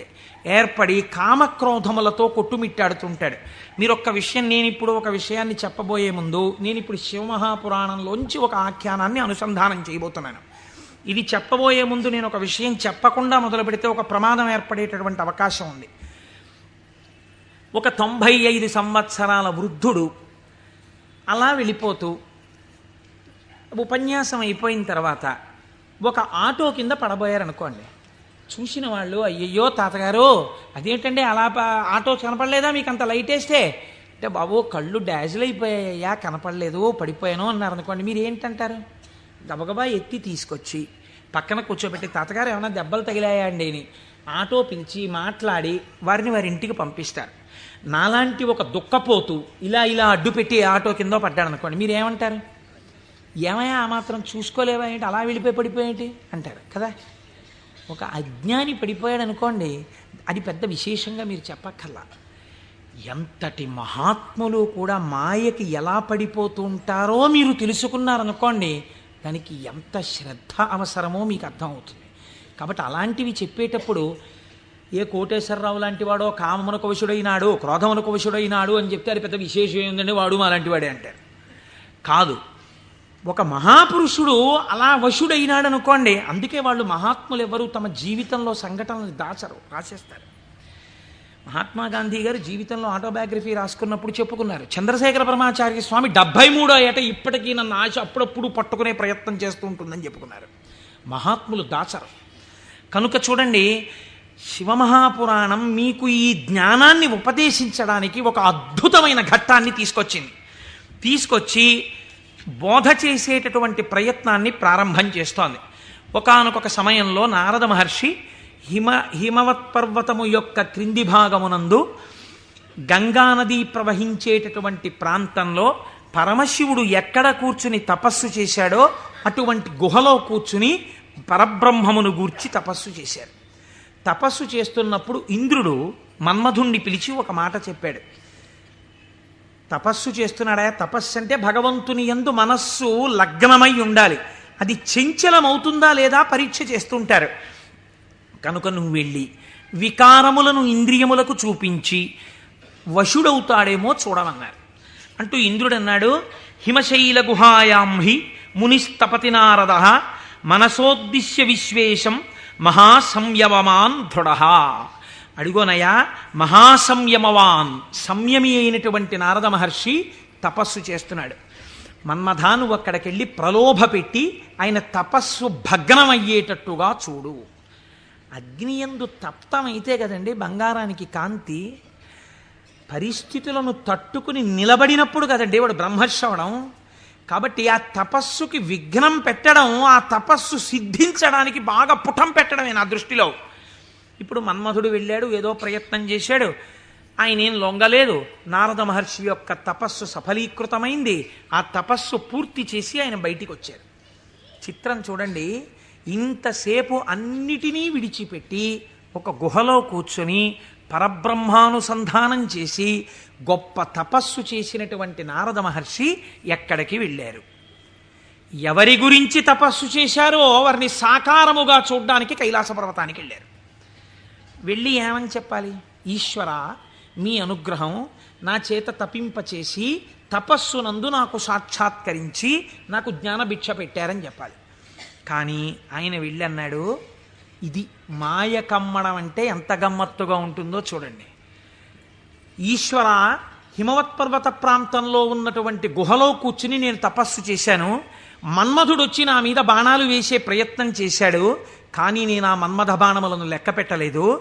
కామమును జయించాను అంటే ఈశ్వరుడు చేసిన పని నేను చేశానని చెప్పుకోవడం సోత్కర్ష. కాబట్టి నేను కామమును జయించాను, జయించి నేను తపస్సు యందు సిద్ధిని పొందాను అన్నారు. అంటే శంకరుడు నవ్వాడు. ఇక్కడ మీరు శివుడు చెప్పిన మాటని చాలా గట్టిగా పట్టుకోవాలి. ఆయన అన్నాడు, బాగుందయ్యా, చాలా చక్కటి మాట చెప్పావు, చాలా సంతోషం. కాముణ్ణి జయించావా? మాటలా కాముణ్ణి జయించడం అంటే జయించిన వాడికి తెలుస్తుంది, అందుకు కదా నాకు వచ్చి చెప్పావు. నేను సంతోషించాను. కానీ నారదా, నీకొక్కటి చెప్తాను, గుర్తుపెట్టుకో. అయిననొక మాట చెప్పెదా, మానసమున నుంపు దీని మరువకుమెప్పుడున్ మౌనీంద్ర వైకుంఠునితో నుడువకు నీ తపంబు తోరపు సిద్ధిన్. నాకు చెప్పావు కదా నేను కాముణ్ణి గెలిచానని. నీకు అలవాటు కదా, వైకుంఠానికి కూడా వెళ్ళి నారాయణ దర్శనం చేస్తావు. ఉన్నది ఒక్కటే పరబ్రహ్మమైన అన్ని రూపాలుగా చూడడంలో నీకు ఆనందం. అక్కడ మాత్రం ఇలా చెప్పకే, నా దగ్గర చెప్తే చెప్పావు అన్నారు. ఏదో ఇలాగే చెప్తాడు ఈ పెద్ద ఆయన, ఏడు పెద్ద పట్టించుకునేది అనుకున్నాడు. గురువుల మాట తిరస్కరించడం అంటే ఇదే. అనుష్ఠానములోకి రాని విద్య, అది శ్రవణమునకు పనికొస్తుంది అంతే. సినిమా కథలా ఎందుకది? అనుష్ఠానంలో పెట్టనప్పుడు ఎందుకు ఇంకా వేదాంత విద్య?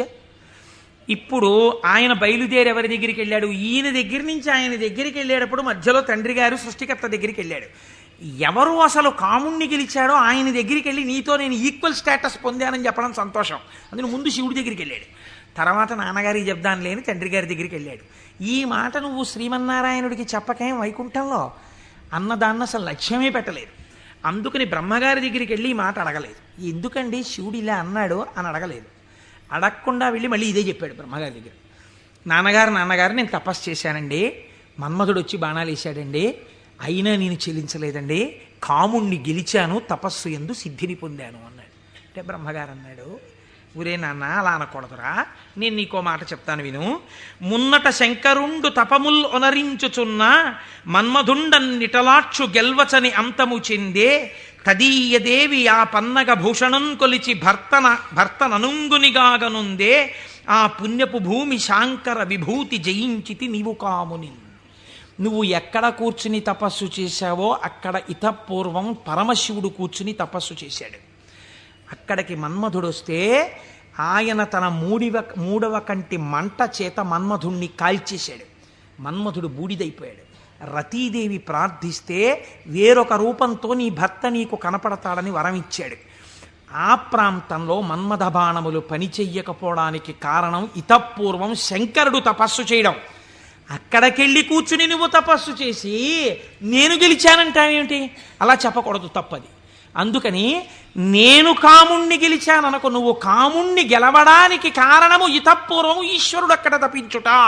అది శివప్రజ్ఞ, నీ ప్రజ్ఞ కాదు, నువ్వు అలా అనకు అన్నాడు. అంటే మనం ఏదైనా సాధిస్తే ఇది ఈశ్వరానుగ్రహము చేత సాధింపబడినది అనాలి. అంతేకాని నారదుడు తప్పు చేశాడని మనం ఇంటికి వెళ్ళిపోతే ఇంకెందుకు? ఆయనకి తీర్పు చెప్పడానికి మనం అక్కర్లేదు. మనం కూడా ఏదైనా సాధించినప్పుడు ఇది ఈశ్వరానుగ్రహముతో సాధింపబడినది అన్నమాట మాత్రమే వాడాలి తప్ప మన యందు నిక్షేపించుకోకూడదండి. బ్రహ్మగారు ఈ మాట చెప్తే ఏమిటో నాన్నగారు కూడా ఇలాంటి మాటలన్నీ చెప్తారు, శంకరుడు తపస్సు చేస్తే మాత్రం నా మీద బాణాలు ఇస్తే నేను తట్టుకున్నానా లేదా? ఆయన చెప్పద్దని చెప్పాడు, విష్ణుమూర్తికి చెప్పక ఈ మాట అన్నాడు. ఎందుకని మీరు బాగా గుర్తించాలి. శాంభవీ మాయ, వైష్ణవ మాయ అని 2 మాటలు వాడతారు. పరమశివుడి భార్యగా శాంభవి ఏ మాయ స్వరూపంలో ఉంటుందో అదే వైష్ణవ మాయగా ఉంటుంది పురుష స్వరూపంతో ఉంటే.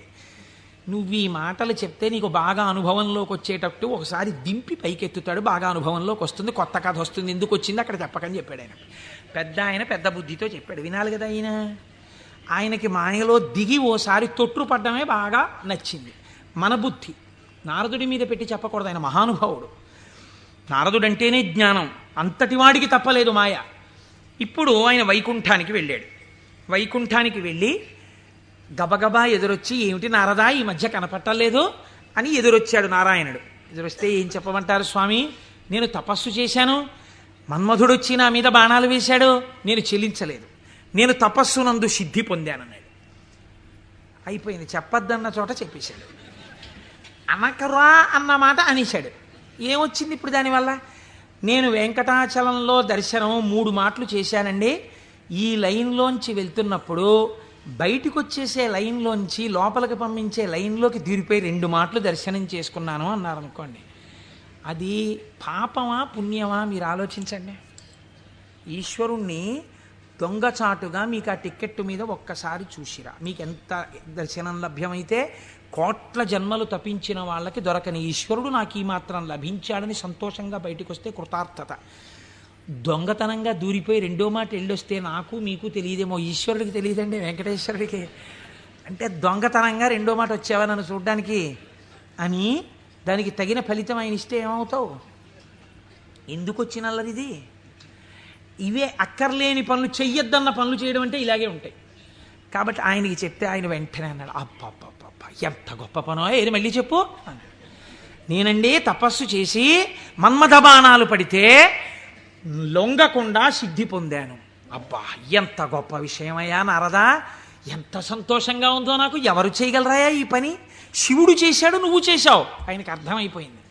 ఓహో, అంటే ఇప్పుడు ఈయనకి బాగా పుటం పెట్టి జ్ఞానము లోపల నిలబడేటట్టుగా చెయ్యవలసిన అవసరం ఏర్పడింది. అంతేకాని ఆయన్ని చిన్నబుచ్చడం కాదు, తొట్టుపడకుండా నిలబెట్టాలి మనం అయితే ఇప్పుడు. కాబట్టి చాలా సంతోషం అని కౌగిలించుకుని వెళ్ళిరా అన్నాడు. ఇప్పుడు మాయ ప్రారంభం అయిపోయినట్టే కదండి, అది నడిపిస్తుంది ఎటు వెళ్ళాలో. ఈయన బయలుదేరి వెడుతున్నాడు. వెడుతూ వెడుతూ ఒక రాజ్యంలోకి వెళ్ళాడు. ఆ రాజ్యాన్ని పరిపాలించేటటువంటి రాజు పేరు శీలనిధి, ఆయన కుమార్తె పేరు శ్రీమతి. వెళ్ళి ఆ శీలనిధి అనబడేటటువంటి రాజు యొక్క అంతఃపురంలోకి వెళ్ళాడు. మహానుభావుడు నారదుడు వచ్చాడన్నాడు, స్వాగతం చెప్పారు, పాదములు కడిగారు, తీసుకొచ్చారు, కూర్చోపెట్టారు. వాళ్ళ అమ్మాయిని తీసుకొచ్చారు. అమ్మాయినికి నమస్కారం చెయ్యమ్మా అన్నారు. ఆ పిల్ల నమస్కారం చేసింది. మా పిల్లకి ఎటువంటి వరుడు వస్తాడో చెప్పండి అన్నారు. ఆ పిల్ల యొక్క చెయ్యి చూసి త్రికాలవేది నారదుడంటే తెలియందేముందండి. ఆయన అన్నాడు, లక్ష్మీదేవికి భర్త ఎవడో, ఎవడు సర్వవ్యాపకుడో, ఎవడు నిరంతరము లోకము చేత పూజింపబడుతుంటాడో, ఎవడు మహానుభావుడో అటువంటి శ్రీ మహావిష్ణువుకు ఈమె ఇల్లాలవుతుంది అన్నాడు. అక్కడ వరకు బాగా చెప్పాడు. కానీ ఆమెని చూడగానే కామాన్ని కదా గెలిచానన్నాడు. ఈవిడ నా ఇల్లాలైతే ఎంత బాగుండో అనిపించింది. కానీ ఆవిడ జాతకంలో ఏముంది? శ్రీ మహావిష్ణువు భర్త అవుతారని ఉంది. ఈ అమ్మాయికి పెళ్ళి ఎలా చేద్దాం అనుకుంటున్నావు అని అడిగాడు. రేపు స్వయంవరం పెట్టామండి, స్వయంవరంలో ఈమె వరమాల వేస్తుంది అంటే విష్ణువు సాకారుడై వస్తాడు ఈ సభలోకి. ఇప్పుడు మళ్ళీ వెనక్కి తిరిగి వైకుంఠానికి వెళ్ళాడు. వెళ్ళి, అయ్యా ఎవరికైనా చెప్పుకుంటే కొంచెం సిగ్గుచేటుగా ఉంటుంది, నా మనస్సు ఆ శ్రీమతిని పెళ్లి చేసుకోవాలి అని ఉవ్విళ్ళు ఉరిపోతోంది, ఆమె నాకు దక్కకపోతే మన్మథబాణముల చేత చచ్చిపోతాను. ఎవరండి ఇంతకు ముందు వచ్చి చెప్పినప్పుడు ఏం చెప్పాడు?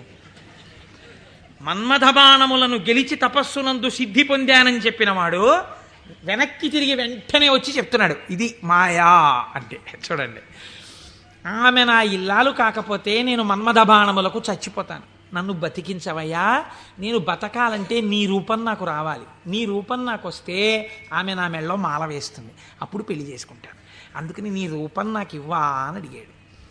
అడిగితే ఆయన మహానుభావుడు శ్రీ మహావిష్ణువు, ఆయన ఎంత చమత్కారం చేశాడో చూడండి. హరియొసగెన్మునికి మనోహరమగు తన మేని రూపు నర్రు వరుకు బైహరి శిరసున్ కూరిచే, ఇది అరయక ముని కూరుచుండె అచట మురియుచున్. హరి శరీరాన్ని ఇచ్చాడు, హరిశిరస్సుని ఇచ్చాడు. హరి అంటే రెండు అర్థాలు. హరి అంటే పాపములను హరించే శ్రీ మహావిష్ణువు, హరి అంటే కోతి. హరి శరీరాన్ని కింద వరకు ఇచ్చాడు, కోతి తలకాయని పైనిచ్చాడు. నువ్వు హరి రూపాన్ని కదా అడిగావు, హరి రూపాన్ని ఇచ్చానన్నాడు. మాట తప్పనట్టు. ఆయనంత తెలివైనవాడో చూడండి. ఈయనకేం కనపడుతుంది, ఇలా చూసుకున్నాడు. శ్రీ మహావిష్ణువు చేతులు, శ్రీ మహావిష్ణువు రంగు, శ్రీ మహావిష్ణువు కౌస్తుభం, ఆ వనమాల, ఆ పట్టుపంచ, ఆ కుర్చీళ్ళు అన్నీ శ్రీ మహావిష్ణువు. తన ముఖం తనకు కనపడదుగా.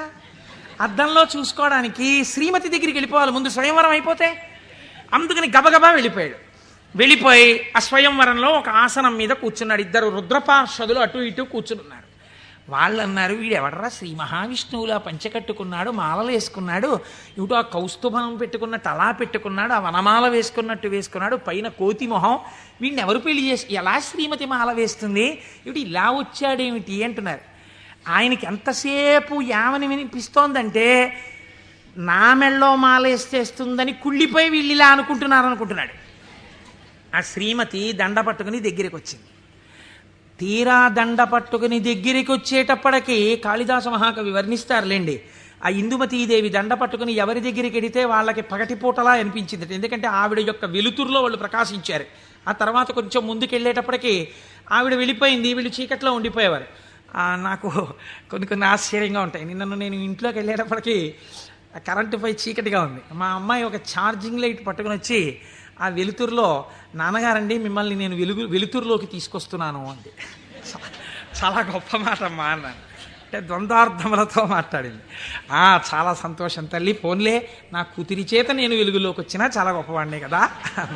అందుచేత ఆయన అలా ఆ శ్రీమతి దగ్గరికి వచ్చింది. దగ్గరకు వస్తే నాకే మాల వేస్తుంది అని సంతోషపడిపోయాడు ఆయన. ఆ పాపం నా శిరస్సు అందదేమో అని కొంచెం వంచాడు.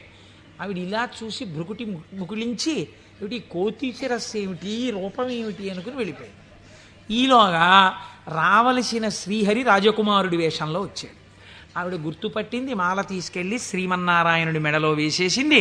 ఈవిడ్ని తీసుకుని ఆయన చక్కబోయాడు వైకుంఠానికి.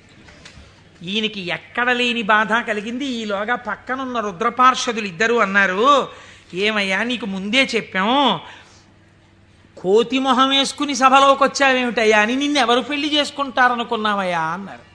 అనేటప్పటికీ వాళ్ళిద్దరికీ కూడా మీరు రాక్షసయోనుల యందు జన్మించెదరుగాక అని చెప్పించాడు. తప్పెవరిది? ఒప్పు చెప్పిన వాళ్ళెవరు? ఒప్పు చెప్పిన వాడికి తపఫలితంతో శాపం ఇచ్చాడు. మాయా ప్రభావము కామక్రోధముల యందు ఎలా తిప్పుతుందో చూడండి. శపిస్తే వాళ్ళెటువంటి స్థితిలో ఉన్నారు? ఇదంతా శివేచ్ఛ అని వాళ్ళు నమ్మారు. ఇది పరమభక్తి. వాళ్ళకి ఆ కష్టమే వచ్చినా ఇది కూడా ఈశ్వర శాసనమే అనుకున్నారు. వారులు జ్ఞానధనము చేకూరిన వారౌటమదిని కుందకయే శివేచ్ఛారీతి నడచునని అన్నారదునిన్ దూరరైరి నడచి రెచటికో.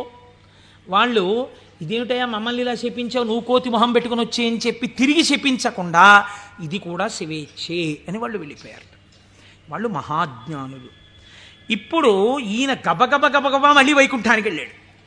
వైకుంఠానికి వెళ్ళి ఎంత పనిచేశావయ్యా శ్రీమన్నారాయణ, నీ రూపం నాకు ఇమ్మని అడిగాను, హరి రూపం ఇమ్మని అడిగితే హరి రూపం హరి శిరస్సు కోతి శిరస్సు పెట్టావు. దానివల్ల శ్రీమతిని నువ్వు పెళ్లి చేసుకున్నావు, నాకు కాకుండా చేశావు. నన్ను ఎంత అవమానాలు పాలు చేశావు. ఇది రేపు పొద్దున శివపురాణంలోకి ఎక్కేస్తుంది. ఓ చేతకాని కోటేశ్వరరావు చెప్పడం మొదలెట్టేస్తాడు. నా బతుకు బజార్లో పెట్టేశావు నిన్ను వచ్చి అడిగినందుకు. ఎంత రహస్యంగా అడిగాను, దానికి ఎంత కథ సృష్టించావు. చూడు నా కడుపు ఎంత మండిపోతుందో. మరియున్ వానర ముఖమును సరియని నాకిచ్చినట్టి చందమునకు వానరులే శరణం బౌదురు నరుడవు నీ వగుచు వగగ నంగల అవని. నీవు ఒకానొక నాడు నరుడవై పుట్టి అందచందాలు కలిగిన భార్య దూరమైపోతే అరణ్యంలో పడి ఏడిస్తే ఈ కోతి ముఖం ఉన్న వాళ్లే వచ్చి సహాయం చేసి నీ భార్యతో నిన్ను కలుపుతారు, నిన్ను శపిస్తున్నానన్నాడు.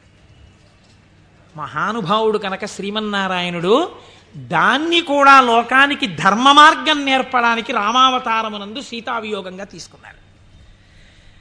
ఇప్పుడు ఈ శాపవచనాన్ని కూడా విడిచిపెట్టేశాడు, ఇద్దరిని శపించేశాడు, భగవంతుణ్ణే శపించాడు, రుద్రపార్షదుల్ని శపించాడు, కామమునకు వశుడయ్యాడు.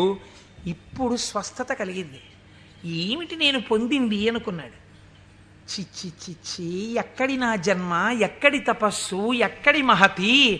ఆనాడు శంకరుడు చెప్పాడు, నేను గెలిచానని అనద్దు, ప్రత్యేకించి వైకుంఠంలో ఈ మాట చెప్పకు సుమా అని చెప్పాడు ఆయన. అక్కడే చెప్పాను. కాబట్టి శివవాక్కు గురువాక్కు, ఏది అనకురా, ఏదైనా ఈశ్వరుడు ఇచ్చాడను నీకు ఇబ్బంది ఉండదు అంటే, వీడు ఏదైనా సాధించేటప్పటికి నాదంటాడు, ఏదైనా పోయేటప్పటికి దిక్కుమాల దేవుడు ఏం చేశాడు నాకంటాడు. రెండూ పాపకర్మలే. కాబట్టి ఇప్పుడు ఆ మాయ తొలగింది. ఇప్పుడు శ్రీమన్నారాయణుడిని చూసి అన్నాడు, ఎట్లు మహాత్మా నిన్ను శపించిన దోషము నాకు బాయు, నీ వెట్లు భరించి యొందగల వీచెడు తాపసి ఏవయైన ఈ తిట్లు సహింపరానివిక, తీండ్రపుటల్కను ముక్క ముక్క యౌనట్లుగా నన్ను చెండదగు, అండజకేతన చక్రధారచేన్. యుక్తాయుక్త విచక్షణ మరిచి నేను మాట్లాడినటువంటి మాటలకి నా యొక్క నాలుకని ముక్కలు ముక్కలుగా కత్తిరించెయ్యాలి. ఎంత మాత్రము ఇంకా జాగు చెయ్యకుండా, మహానుభావ, అండచకేతన అంటే గుడ్డులోంచి పైకొచ్చినటువంటి గరుత్మంతుడు నీ యొక్క ధ్వజమునకు చిహ్నముగా కలిగినటువంటి వాడా, మహానుభావ నీ చక్రధారల చేత నా నాలుకని ముక్కలు ముక్కలుగా కత్తిరించేవయా, అప్పుడు కానీ నేను చేసిన పాపం పోదని కన్నీటి ధారలతో ఆయన పాదాల్ని అభిషేకించి ఆయన కాళ్ళ మీద పడ్డాడు. నారదుడు కాబట్టి అంత తొందరగా మళ్ళీ స్వస్థితిని పొందగలిగాడు. మనం కొన్ని కోట్ల జన్మలు తిరుగుతుంటాం. మీరు చూడండి, రామాయణంలో సీతావియోగానికి కారణమైంది ఒక రజకుడి మాట. అదే రజకుడు మళ్ళీ ద్వాపర యుగంలో రజకుడిగా వచ్చాడు. కృష్ణ భగవానుడు వెళ్ళి 4 చీరలు ఇవ్వయా, పంచెలు ఇవ్వయా, కట్టుకుంటానన్నాడు. ఎట్టట్రా మనుజేంద్ర చేలములు మీ కియ్యంబాడియే మిరలుం కట్టంబోలుదురే, పయోఘృతదది క్షీరంబులన్ మెక్కి ఇట్లాడంజనుగాక, గొల్లలకు మీకి భంగి నోరాడిడిన్ కట్టా ప్రణంబులు కొలుపోయదుసు మీ కంసోద్ధతిన్ బాలక. ఆయన 4 పంచెలు ఇవ్వరా అంటే వీడు ఇన్ని మాటలు మాట్లాడాడు. ఎట్టెట్రా, ఏంట్రా నీకు రాజుగారి బట్టలు కావలసి వచ్చాయా, బాగా నందవ్రజంలో పాలు వెన్న తిని ఒళ్ళు కొవ్విందా, నీకు రాజు పంచెలు కావాలా, పంచె కట్టుకోవడం కాదురా, ఈ మాట తెలిస్తే కంసప్రభువుకి ఏమవుతావు తెలుసా, ముక్కలైపోతావు అన్నాడు.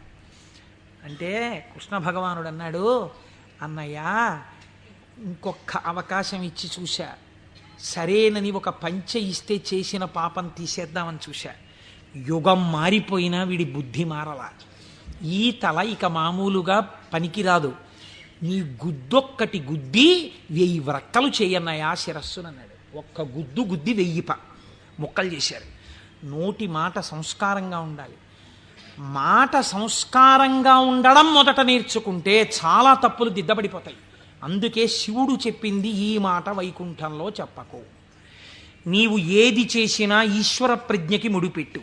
నీ కొడుక్కో ర్యాంక్ వచ్చింది, ఈశ్వరానుగ్రహం అండి, మా అబ్బాయికో ర్యాంక్ వచ్చింది, నువ్వు మంచి పంచ కట్టుకున్నావు, ఈశ్వరానుగ్రహం అండి ఓ పంచ కట్టుకున్నాను, నువ్వు ఒక ఉపన్యాసం చెప్పగలిగావు, అది పరమేశ్వరానుగ్రహం అండి, నా చేత ఒక ఉపన్యాసం చెప్పించాడు, ఈశ్వరానుగ్రహం అండి నేను శివమహాపురాణం వినగలిగాను అను. నేనన్న మాట అన్నావా ఇబ్బందిలోకి వెళ్ళిపోతావు. ఇది అనకు. మొదట దిద్దుకోవలసినది వాక్కు దిద్దుకో. రజోగుణ తమోగుణ భూయిష్టమైన వాక్కులు మాట్లాడకు, అవి నీ సంస్కారం అయిపోతాయి. ఈ సంస్కారము నిన్ను జన్మ జన్మాంతరములు తిప్పుతుంది. నారదుడు కాబట్టి మహానుభావుడు గంటలో సర్దుకున్నాడు. మనం ఎంతటి వాళ్ళం, మాయ ఎంత గొప్పదో చూడండి. ఇది మహేశ్వర శక్తి. ఈ మాయ ఎలా తొలగుతుంది అంటే దీనికి ఒక్కటే లక్షణం, ఆ మాయయే అమ్మవారి స్వరూపం. మీరు గట్టిగా ఆవిడ పాదాలు పట్టుకున్నారనుకోండి, పట్టుకుంటే ఆవిడే మిమ్మల్ని దగ్గరికి తీసుకుని, అందుకే చేతిలో పాశం పట్టుకుని ఉంటుంది. ఈశ్వర భక్తిని మీకిచ్చి మీ చేత ఈశ్వర సేవ చేయించి ఈశ్వరుడిలో మిమ్మల్ని ఆవిడే కలుపుతుంది. ఆవిడే ఆ పనినంతటినీ తీసుకుంటుంది. ఇది చిత్రంగా ఉంటుంది. ఎలా ఉంటుందంటే, తరచుగా చెప్తూ ఉంటాను నేను ఒక కత్తి నేను అలా వెడుతుంటే రోడ్డు మీద ఒక దొంగ పరిగెత్తుకుంటూ కత్తి పట్టుకుని నా వెనక వచ్చాడు అనుకోండి, నేను పరిగెడుతుంటాను. దొంగ కత్తి పట్టుకుని నా వెంట పరిగెడుతుంటాడు. నేను ముందు పరిగెడతాను, నా వెనక దొంగ పరిగెడుతుంటాడు. పరిగెడుతుండగా దొంగ రాయి తన్నుకుని పడిపోయి కత్తి అంత దూరంలో పడిపోయింది అనుకోండి. ఇప్పుడు నేను నిజానికి దొంగనేం చేయగలిగిన ధైర్యం నాకేం లేదు, కానీ కత్తి తీసుకుని ఇలా నిలబడ్డాను నేను. దొంగ పరిగెడుతున్నాడు. ఇప్పుడు ఎందుకు పరిగెడుతున్నాడు? దొంగ చేతి కత్తి నా చేతిలోకి వచ్చింది. ఇన్నాళ్ళు మిమ్మల్ని తిప్పిన కామం, ఆ కామపాశాలు అమ్మవారి పాదాలు పట్టుకుంటే భక్తి పాశాలుగా మారిపోయాయి. ఈ మార్పుకి మీరు అమ్మవారి పాదాలు పట్టుకుంటే చాలా ఆవిడ మాయాశక్తి, ఇటు తిప్పిన ఆవిడ అటు తిప్పేస్తుంది. మాయాపాశాన్ని భక్తిపాశం చేసేస్తుంది. లోకమునందు తిరిగిన పంచతన్మాత్రల్ని ఈశ్వరుడి వైపుకి తిప్పేస్తుంది, తిప్పేసి ఈశ్వరుడిలో కలిపేస్తుంది. కాబట్టి ఇప్పుడు మీరు మాయా అన్న అవనికని పైకెత్తి శివుడితో కలుపుతుంది. ఇది మహేశ్వరుణ్ణి చేరుకోవడానికి మార్గం. ఆ మార్గమునకు మొట్టమొదటి పొరపాటు వాక్కునందు కలుగుతుంటుంది. ఈ వాక్కునందు అలా చెయ్యకో, ఈశ్వర ప్రజ్ఞని గుర్తెరుగు, ఈశ్వరానుగ్రహాన్ని గుర్తెరుగు. ఇది మనకి బోధ చెయ్యడం ఈ మహేశ్వరనామమును, మహేశ్వరనామాన్ని అడ్డుపెట్టి మనకి నేర్పింది. ఇదే పరమశివుణ్ణి పక్కనే ఒక చిత్రమైన నామంతో పిలుస్తారు, శంభు అని పిలుస్తారు. శంభు అంటే ఏమిటో తెలుసా అండి? శం అంటే నిరతిశయమైనటువంటి సుఖము లేదా సుఖము, భావయతి కల్పించువాడు. మీరు చూడండి, ఒక వస్తువు ఉంటుంది, ఆ వస్తువు యొక్క సుఖానుభూతిని మీరు ఎప్పుడు పొందుతారు? ఒక వస్తువు యొక్క సుఖానుభూతిని మీరు ఎప్పుడు పొందగలరు అంటే ఆ వస్తువు మీ చేత అనుభవింపబడినప్పుడు. ఉదాహరణకి నాకు ఒక లడ్డు అంటే చాలా ఇష్టం అనుకోండి. ఆ లడ్డూని తీసుకొచ్చి మీరు ఇలా చూపించి, కోటేశ్వరారు మీకోసమే తెచ్చాం ఈ లడ్డు అన్నారనుకోండి. నేను ఆ లడ్డూని ఇలా చూసి నా కోరిక తీరిపోయి అంటానా? అనను. మీకోసమే అన్న చేతిలో పెట్టారు, చాలా బాగుంది అని ఇలా పెట్టుకుని తినబోతాను. తినకండి, మీకు ఈ లడ్డు ఎందుకు తెచ్చానో మీకు శుభవార్త చెప్పాలి, అది చెప్పాక తిందురు కానీ. ఇప్పుడు నా కోరిక తీరిపోయిందా? తీరలేదు. ఆయన శుభవార్త చెప్పబోతుంటే సెల్ ఫోన్ మోగింది. ఉండండి చెప్తాను అని అక్కడికి వెళ్ళి గంట సేపు మాట్లాడుతున్నాడు. లడ్డు ఇలాగే ఉంది, నేను ఇలాగే ఉన్నాను, తీరిందా? తీరలేదు. ఆయన తర్వాత వచ్చి ఏదో చెప్పి ఇప్పుడు తినండి అన్నాడు. ఇప్పుడు నేను దాన్ని తీసి ఇలా నాలుక మీద పెట్టుకుని అలా పడేశాను. గభాలన కంట్లో ఏదో పడి ఇలా అన్నాను, అది కింద పడింది. తీరిందా నా కోరిక? తీరలేదు. నాలుక మీద పడింది రెండో ముక్క, అమ్మయ్యా అన్నాను, ఇప్పుడు నా కోరిక తీరింది కదండి. వస్తువు ఉండడానికి, అది మీ అనుభూతిగా మారడానికి మధ్యలో చాలా తేడా ఉంటుంది. ఈ శక్తి మీ యందు నిలబెట్టేవాడు ఈశ్వరుడు. అందుకే ద్రాపే అంధస్సస్పతే దరిద్రం నీలలోహిత అంటుంది రుద్రాధ్యాయం. సుఖమునకు కావలసిన వస్తువు ఉండడం వేరు, సుఖముగా బ్రతకడం వేరు. ఒకడు కోటీశ్వరుడు ఉంటాడు, కానీ వాడు నిన్న రాత్రి మిగిలిపోయినటువంటి చద్దన్నాన్ని ఇవాళ మధ్యాహ్నం పులిసిపోయిన పెరుగుతో తింటాడు. కేవలం సుఖానుభవం కాదు. లోకములు 3 రకాలుగా ఉంటాయి. ఒక లోకము కేవలము సుఖాలు అనుభవించడానికే ఉంటుంది, స్వర్గాది లోకములు. అక్కడ దుఃఖము యొక్క స్పర్శ ఉండదు, సుఖాలు అనుభవిస్తారు. ఇంకొక లోకం ఉంటుంది, అక్కడ సుఖం అన్నది ఉండదు, ఎప్పుడు ఏడుపులు, పెడబబ్బలు, కేకలు, అరుపులు, భయంకరంగా ఉంటుంది. అది నరకం. సుఖం దుఃఖం 2 ఉంటాయి. ఓ రోజున తప్పట్లు కొట్టేస్తూ పొంగిపోతూ నేనే అంటుంటాడు, ఇంకో రోజున కుమిలిపోతూ ఏడుస్తూ ఉంటాడు. అదే భూలోకం. ఇక్కడ కొన్నాళ్ళు సుఖం, కొన్నాళ్ళు దుఃఖం. పొద్దున్న 10ంటికి సంతోషంగా ఉంటాడు, సాయంకాలం 4ంటికి ఏడుస్తూ ఉంటాడు. సుఖం దుఃఖం 2 అనుభవిస్తూ ఉంటాడు. సుఖ దుఃఖములు 2 ఉన్న భూలోకమునందు మీరున్నారు. ఇక్కడి నుంచి బాగా గుర్తుపెట్టుకోండి, మీకు 2 మార్గాలు ఉన్నాయి. ఒకటి, పూర్ణ దుఃఖమును కలిగిన లోకంలో కన్నా వెళ్ళచ్చు, పూర్తి సుఖం కలిగిన లోకంలో కన్నా వెళ్ళచ్చు. సుఖ దుఃఖాలు కలిగిన లోకంలోకి ఇంకా మీకు టికెట్ లేదు. అంటే మళ్ళీ ఎందుకండి ఇందులోకి? కాబట్టి ఒంటి మీద కొరడాలతో కొట్టేస్తూ, మరిగిపోయిన నూనెలో ముంచేస్తూ, ఏదో చీము నెత్తురు నదుల్లో ముంచేస్తూ అది కావాలా? హాయిగా సంతోషంగా పెద్దలతో కూర్చుని ఏదో ఆనందంగా ఉండడం, అమృతం తాగడం, ఇలాంటివి కావాలా? అంటే లౌకికంగా కోరుకుంటే పోనీ స్వర్గం కోరుకోండి. నరకానికి ఎడదాం అనుకోకూడదంటే మీకు ఒక లక్షణం ఉండాలి. వెంటనే మీకోటి కావాలి. ఏమిటి కావాలి? పాపము చేయకుండా ఉండుట. పాపం చేస్తే కదా నరకం. కాబట్టి పాపం చెయ్యకూడదు. ఇది సంభావయతి, మంచి భావములను ఇచ్చుట. ఇది ఎలా వస్తుంది అన్నారు శాస్త్రంలో. ఇది ఎలా కలుగుతుందండి అన్నారు. దీనికి ఒక ప్రతిబంధకం ఉందండి. అంత తేలిక కాదు. శివమహాపురాణం మీ జీవితాన్ని కరెక్ట్ చేస్తుంది. మీరు చూడండి, ఒక తేలిక మాట, ఒక వెలితి మాట ఒకటి మనం మాట్లాడతాం. కోటేశ్వరారు చతుర్ముఖ బ్రహ్మగారు మేము లలాటం మీద రాసేసాడండి, రామాయణం చెప్పు, భాగవతం చెప్పు, శివపురాణం చెప్పని చెప్పేస్తారు మీరు. మా లలాటం మీద రాసేసాడు, చీకటి పడేటప్పటికీ మాకు ఎటో లాగేస్తుంది మనస్సు వెళ్ళిపోమ్మని, అందుకని మేము రామ్ పురాణానికి అంటాడు ఒకడు. అది తప్పు. అలా ఉండమని చెప్పలేదు శాస్త్రం. తిలకధారణము అన్న మాట ఎందుకు ఇచ్చారో తెలుసా అండి? మీ యొక్క ఆలోచన సరళిని మార్చుకొని గత జన్మలుగా తరువుకొస్తున్న వాసనలని జయించడానికి, మీకు పార్వతీ పరమేశ్వరుల అనుగ్రహం కలగడానికే మీరు విభూతి తీసుకుని లలాటమునందు పెట్టుకుని బొట్టు తీసుకుని ఆజ్ఞాచక్రం మీద పెట్టుకుంటారు. ఇప్పుడు పార్వతీ పరమేశ్వరులు మీ లలాటమునందు వసించి ఉన్నారు. దీనివల్ల ఏం జరుగుతుంది అంటే, లలాట లిఖితారేఖ పరిమాస్త్రం నశక్యతే, ఇది కదా సామాన్య సిద్ధాంతం. బ్రహ్మగారు రాసిన రాత మారదు. కానీ మీరు తిలకధారణం చేసి విభూతి పెట్టుకోగానే మీ ఆలోచన సరళి యందు మార్పు వస్తుంది. ఎందుకు వస్తుందో తెలుసా అండి? మీరు చూడండి, ఒక ఆయన దగ్గరికి మీరు వెళ్ళేటప్పటికీ ఇలా విభూతి పెట్టుకుని ఇంత బొట్టు పెట్టు కూర్చున్నాడు అనుకోండి, ఈయన అడిగితే కొంచెం సౌమ్యంగా చెప్తారేమో అనిపించేస్తుంది మీకు గబుక్కుని వెంటనే. ఏమీ లేకుండా కొరకొర చూస్తున్నాడు అనుకోండి, బాబా ఆయన దగ్గరికి ఎందుకు లేండి అనిపిస్తుంది. అసలు మీరు భస్మ బొట్టు కనపడేటప్పటికి సాత్విక ప్రవృత్తి ముఖంలో కనపడిపోతుంది. సరికదా, ఆజ్ఞాచక్రం మీద బొట్టు అమ్మవారి యొక్క అనుగ్రహం. అమ్మవారి అనుగ్రహం ఆజ్ఞాచక్రం మీద ప్రసరణం మొదలవగానే మీ బుద్ధి యందు ఆలోచన మారిపోతుంది. మారిపోయి మనం ఈ పని చెయ్యొద్దు, మనం ఎందుకు ఈ పాపం చేయడం, మనం ఇంక ఇవాళ నుంచి ఇది చెయ్యొద్దు, మనం పురాణానికి వెళ్ళిపోదాం, మనం శివాలయానికి వెడదాం, మనం వెంకటేశ్వరుడి గుడికి వెడదాం, ఎన్నాళ్ళు ఈ తప్పుడు పని చేస్తాం, మనం చెయ్యొద్దు అని మీ యందు ఒక పూనిక రావడం ప్రారంభమవుతుంది. అందుకని ముందు శరీరమును అలంకృతం చేసి లోపల మనస్సుని సంస్కరించడం దగ్గరికి వెళ్ళారు. మీరు మనస్సుని జయించలేకపోతే. పెద్దలు ఏదో ఉత్తినే హాస్యాస్పదంగా పెట్టలేదండి ఇవేవిని. కనుక తిలకధారణ చేసి భస్మ పెట్టుకోమని చెప్పారు.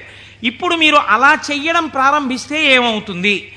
అలా చెయ్యడం ప్రారంభిస్తే మీకు దుఃఖమును స్వీకరించి దుఃఖము నుండి బయటపడతారు. ఇది చిత్రంగా ఉంటుంది. ఇప్పుడు మీకు ఎందుకు ఈ ఆలోచనలు, పాపభూయిష్టమైన ఆలోచనల వైపు ఎందుకు తిరుగుతోంది మనస్సు అంటే, దానికి రజోగుణ తమోగుణ ప్రవృత్తి ఉంది. 3 గుణాలు ఉన్నాయి లోకంలో, సత్వము రజస్సు తమస్సు. ఇది ఎప్పుడూ కూడా ఆయన అలాగే చెప్తాడు కానీ హాయిగా పనిచేసేట్టు ఎంత సుఖంగా ఉంటుంది, ఒంట్లో ఓపిక ఉన్నప్పుడు చేయాలి, ఆయనకి ఏముంది అలాగే చెప్తాడు. అలా చేస్తూ కూర్చుంటానేంటి, సుఖంగా అనుభవించు అంటుంది. ఎందుకు ఆ పురాణం, దిక్కుమాలిన పురాణం, హాయిగా టీవీ చూడు, మంచి ఎపిసోడ్ వస్తుంది ఇవాళ అంటుంది. ఈ బోధని జయించగలగడానికి ఈ త్రిగుణములు బాధాకరములు. మీరు ఉన్నతిని పొందకుండా బాధిస్తున్నాయి. ఉన్నతిని పొందకుండా బాధించేటటువంటి త్రిగుణముల యొక్క బాధ నుంచి మీరు బయటపడడానికే మీరు సంసారం అనే కొత్త బాధనించుకున్నారు. సంసారం బాధ అండి. సంసారం సాగరం దుఃఖం. సంసారం అంత తేలికని శాస్త్రం చెప్పలేదు. అందులో తరించడానికి చాలా కష్టం, దాని మార్గం తెలియాలి. మరి బాధపోవడానికి బాధలోకి ఎందుకండి, మళ్ళీ బాధపోవడానికి సుఖంలోకి వెళ్ళాలి. బాధపోవడానికి బాధలోకి వెళ్ళమంటున్నారు ఏమిటి మీరు అంటే, నేను మళ్ళీ ఒక ఉపమానం చెప్తాను మీకు కడుపు నొప్పిగా ఉంది, అజీర్తి చేసింది. అజీర్తి చేసి కడుపు నొప్పిగా ఉండడం బాధ. ఈ బాధ పోవడానికి మీరు ఇంకో బాధ స్వీకరించారు. ఏమిటది? ఆమదం తాగడం. ఆమదం తాగడం సంతోషంగా ఉంటుంది ఏంటి ఎవరికన్నా? ఆమదం తాగడం బాధే. కానీ మరి బాధతో కూడినటువంటి ఆమదము త్రాగుట అన్నది ఎందుకు చేశారు? కడుపు నొప్పి అజీర్తి అన్న బాధ నుంచి విముక్తమగుట కొరకు.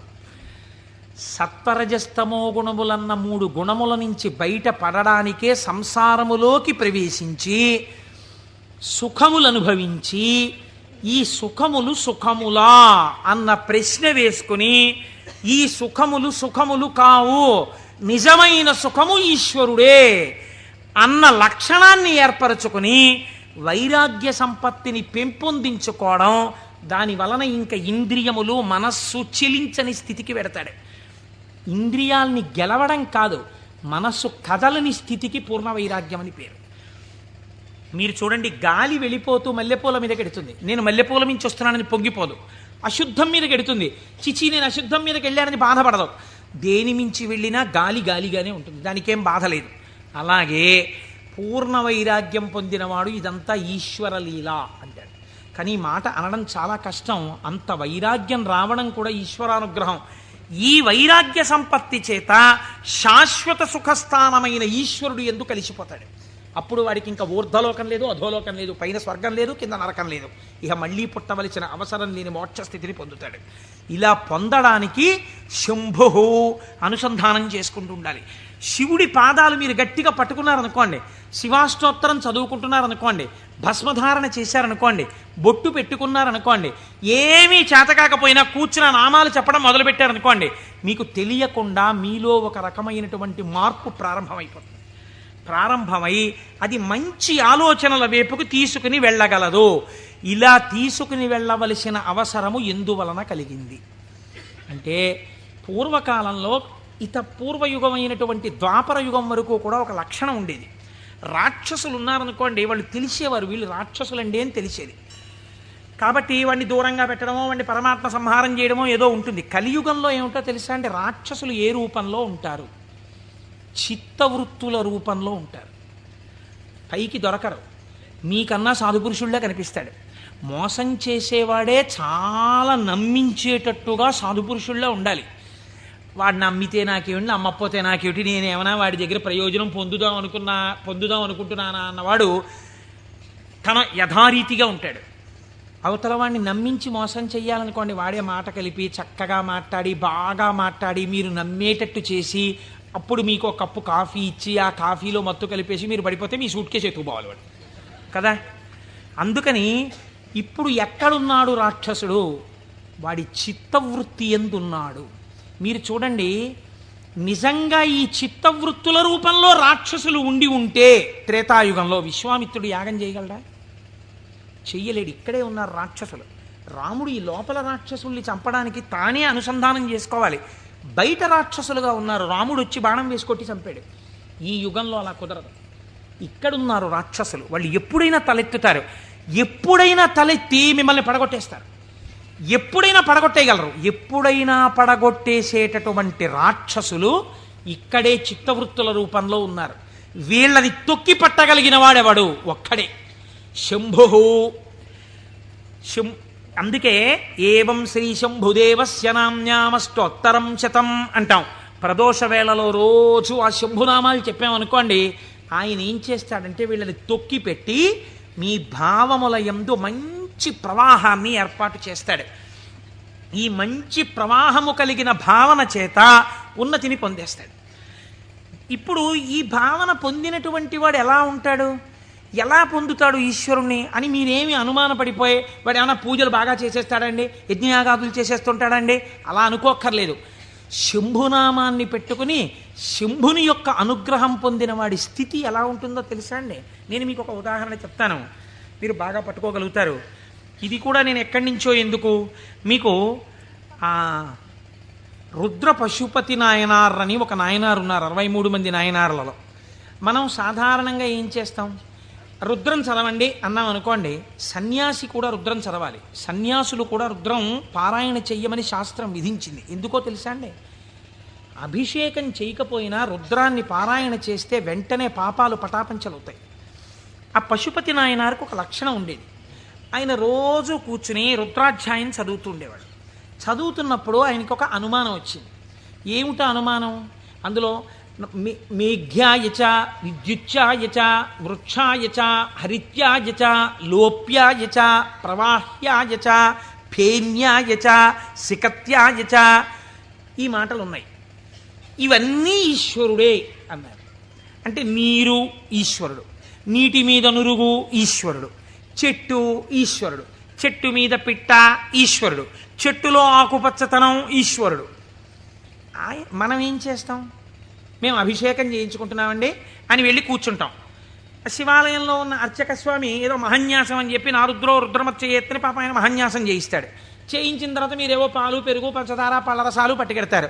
ఆయన రుద్రాధ్యాయం చదువుతూ పోసేస్తాడు. పోసి అభిషేకం చేస్తుంటాడు. మీరేం చేస్తారు? మీకు అది ఏమిటో తెలియదు కదా, అర్థం కాదు. అర్థం కాకపోవడం వల్ల తేలిగ్గా వచ్చేది ఏంటంటే నిద్ర. కాబట్టి చాలా అమరికగా మనకి దొరికేది ఏమిటంటే బ్రహ్మదండం మహర్షులకు ఎలా ఉంటుందో అలా మోచేతిని తొడకి పెట్టి ఈ చేతిని ఇలా పెట్టి చక్క చెంప చేస్తే చాలు, అలా పడుకోవచ్చు, నిద్రపోతాడు. మళ్ళీ ఆయన ఎక్కడో గంట ఏదో కొడతాడు, కొడితే తెలివి వస్తుంది. తెలివి వచ్చాక మళ్ళీ పాపం తాపత్రయం ఉండదని నేను అన్నాం. మళ్ళీ ఓసారి లేచి ఏదో చేస్తున్నాడు, అల్లరవుతోంది మళ్ళీ అని చెప్పేసి కాసేపు మళ్ళీ పడిపోతాడు. దీనివలన ఏమైనా ప్రయోజనం ఉందా? మీరు చేసిన అభిషేకమునందు నేను ఇలా అడిగానని మీరు ఏమనుకోకండి, నన్ను మన్నించండి. ఒక మెట్టు పైకెక్కడానికి కాలు ఇలా ఏమైనా లేచిందా మీకు ఉపాసనలో? అంటే నేను అభిషేకం చేయించుకోవద్దని, శివాలయానికి వెళ్ళొద్దని నేను చెప్పట్లా, చేయించుకోవాలి అరిష్టం పోవడానికి. కానీ మీ ఉపాసనలో మీరు మెట్టు ఎక్కారా? కాదు కదా. ఇది రుద్రం పారాయణ చేయడం అంటే ఇది.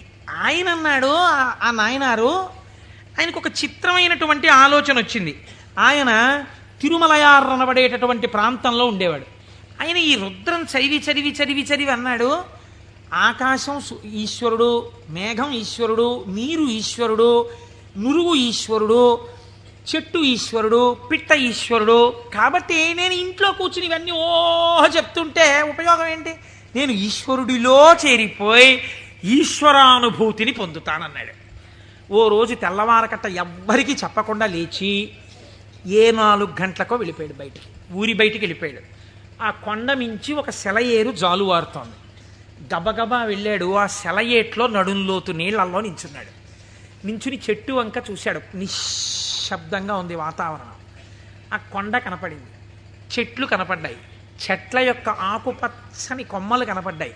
అంత నిశ్శబ్దంలో గలగల పారుతున్నటువంటి సెలయేటి శబ్దం వినపడుతోంది. ఆ నీటి మీద వెళ్ళిపోతున్న నురుగు కనపడింది. ఆయన వెంటనే ఆ ఒంటికి తగిలిన చల్లతనంలో ఈశ్వరుడు కౌగిలించుకున్న అనుభూతిని పొందాడు. ఇవి ఈశ్వరుడు కదా, నేనిప్పుడు ఈశ్వరుడిలో ఉన్నాను నీటిలో. కాబట్టి నేను నా కళ్ళతో చూస్తున్న మేఘం ఈశ్వరుడు, నేను మొలలోతులో ఉన్నది ఈశ్వరుడు, ఇలా వెడుతున్నది ఈశ్వరుడు, నేను చూస్తున్న ఆ కదులుతున్న ఈశ్వరుడు. నాకు ఇంట్లో చదువుతున్నప్పుడు అలా బిగిసిపోయినట్టుగా ఉన్న ఈశ్వరుడు కనపడేవాడు. ఇప్పుడు ఇన్ని చేతులతో కాళ్లతో కదులుతూ నన్ను కౌగిలించుకున్నాడు ఈశ్వరుడు అని గట్టిగా గొంతెత్తి నమ పేన్యాయ చ శిఖత్యాయ చ ప్రవాహ్యాయ చ నమ వృక్షాయ చ హరిత్యాయ చ లోప్యాయ చ అని పారాయణ చేశాడు. ఆ పారాయణ చేస్తూ ఆనందం అనుభవించేసి బయటికి రాలేక బయటికి వచ్చేవాడు. బయటికి వచ్చి ఒళ్ళు తుడిచేసుకొని పొడిబట్ట కట్టుకుని ఇంటికి వెళ్ళిపోయేవాడు. మళ్ళీ మధ్యాహ్నం అయ్యేది. ఆ చెరువు దగ్గరికి వెళ్ళి సంధ్యావందనం చేసుకుంటాననేవాడు. మళ్ళీ వెళ్ళిపోయి మళ్ళీ అందులో నించునేవాడు. మళ్ళీ శివుడు అబ్బా కదులుతున్నాడు. అవుగో అవే ఆయన చేతులు, నా స్వామి ఇలా అంటున్నాడు, చేతులు ఊపుతున్నాడు, రా రా రా అని పిలుస్తున్నాడు, అవే కొమ్మల రూపంలో ఊగుతున్నాయి. నా స్వామి ఇదిగో ప్రవహిస్తున్నాడు. నా స్వామి వేదం ఋషులకి చెప్పినప్పుడు ఇలాగే వినపడి ఉంటుంది, అదిగో ఝరి శబ్దం వినపడుతోందన్నాడు. మొన్న మేము తిరుమల వెళ్ళి పాండవుల తీర్థం కింద దగ్గర కూర్చుంటే వెనకాతల నుంచి నదీ ప్రవాహం వెడుతుంటే చప్పుడు వచ్చింది. కాసేపు ఆగి మీరు ఆ శబ్దాన్ని వినండి అన్నాను నేను. ఆ వినండి అనడం వెనకాతల నా భావన అదే. ఇప్పుడు ఈశ్వరుడు చెప్తున్నటువంటి వేదం ఋషులకు ఎలా చెవుల్లో వినపడిందో అలా నాకు ఈశ్వరవాణి వినపడుతోంది అన్నాడు. మళ్ళీ నిలబడిపోయాడు. మళ్ళీ నమ సోమాయ చ రుద్రాయ చ నమస్తామ్రాయ చ అరుణాయ చ నమ శంగాయ చ పశుపతయే చ నమ ఉగ్రాయ చ భీమాయ చ అంటూ మళ్ళీ రుద్రం చదువుతూ మళ్ళీ అంతటా ఈశ్వరుడే నన్ను గట్టిగా పట్టుకున్నాడు నీళ్లలోని. అదే ఈ చల్లతనం. ఎంత చల్లగా ఉంటాడో మా స్వామి. ఒంటి నిండా చల్లటి పాములు, చంద్రమౌళి, ఆ గంగా చల్లగా ఉంటాడు కదా, చల్లగా నన్ను పట్టేసుకున్నాడు. బాబోయ్ ఎంత గట్టిగా పట్టుకున్నాడో అన్నాడు. నీళ్లల్లో మునిగానం లేదు, ఈశ్వరుడు నన్ను గట్టిగా పట్టుకోవడం వల్లే నాకు ఇంత చల్లగా ఉందన్నాడు. ఈశ్వరుడు పట్టుకోవడం వల్ల అబ్బా నాకు ఎంత సంతోషంగా ఉందో అన్నాడు. ఈ సంతోషంలో రుద్రం చెప్తున్నానన్నాడు. అవుగో ఇలా చేతులు ఊపుతున్నాడన్నాడు. అంత ఈశ్వరుణ్ణి చూస్తున్నాడు. చూస్తూ పొంగిపోతూ ఆ రుద్రం తడబడిపోతూ చెప్పేవాడు. మళ్ళీ పైకి వచ్చేవాడు, పొడిబట్ట కట్టుకునేవాడు, వెళ్ళిపోయాడు. మళ్ళీ బాగా చీకటి పండించేవాడు. ఒక్కసారి అక్కడ కూర్చుని జపం చేసుకుంటానని మళ్ళీ వెళ్ళేవాడు, మళ్ళీ నీళ్ళల్లో దిగేవాడు. మళ్ళీ ఈశ్వరుడు గట్టిగా పట్టుకున్న అనుభూతి పొందేవాడు. మళ్ళీ రుద్రం చెప్పేవాడు. ఇది కొన్నాళ్ళు అయిపోయిన తర్వాత ఏమైందంటే తను అలా అడుగులేసి ఎడుతుంటే గాలి ఇలా తగిలేది. కాళహస్తి నుంచి వాయులింగ రూపుడైన నా స్వామి వచ్చి నన్ను ఒక్కసారి ఇలా పిలిచి కోటేశ్వరరావు ఒకసారి పలకరిద్దామని వచ్చాను కాళహస్తి నుంచి అంటున్నాడు. అమ్మా స్వామి తగిలాడు ఇక్కడ, అబ్బా స్వామి నమస్కారం అంటున్నాడు. ఇప్పుడు ఎక్కడ లేడు ఆయనకి. అలా వెడుతూ పైకి చూశాడు, అబ్బో అనంతంగా పెరిగిపోయిన నా స్వామి ఆకాశ రూపంలో కనపడుతున్నాడని మళ్ళీ నమస్కారం చేసేవాడు. కపర్దీ నమ కపర్దినీచా అనేవాడు. ఇలా రాను రాను రాను రాను ఏమైపోయిందంటే ఎవరు కనపడినా ఆయనకి ఈశ్వరుడే కనపడేవాడు. ఆఖరికి పరిగెత్తి పారిపోతూ దొంగ కనపడేవాడు. నమ చోరాయచ, పరిగెత్తుతున్న దొంగలో నా స్వామి కనపడుతున్నాడు అనేవాడు. మరి అంతేగా చెప్పింది రుద్రం. ఇలా అంతటా ఈశ్వర దర్శనం చేసి ఎక్కడ పడితే అక్కడ ఆగిపోయి నమస్కారం చేయడం అలవాటైపోయింది.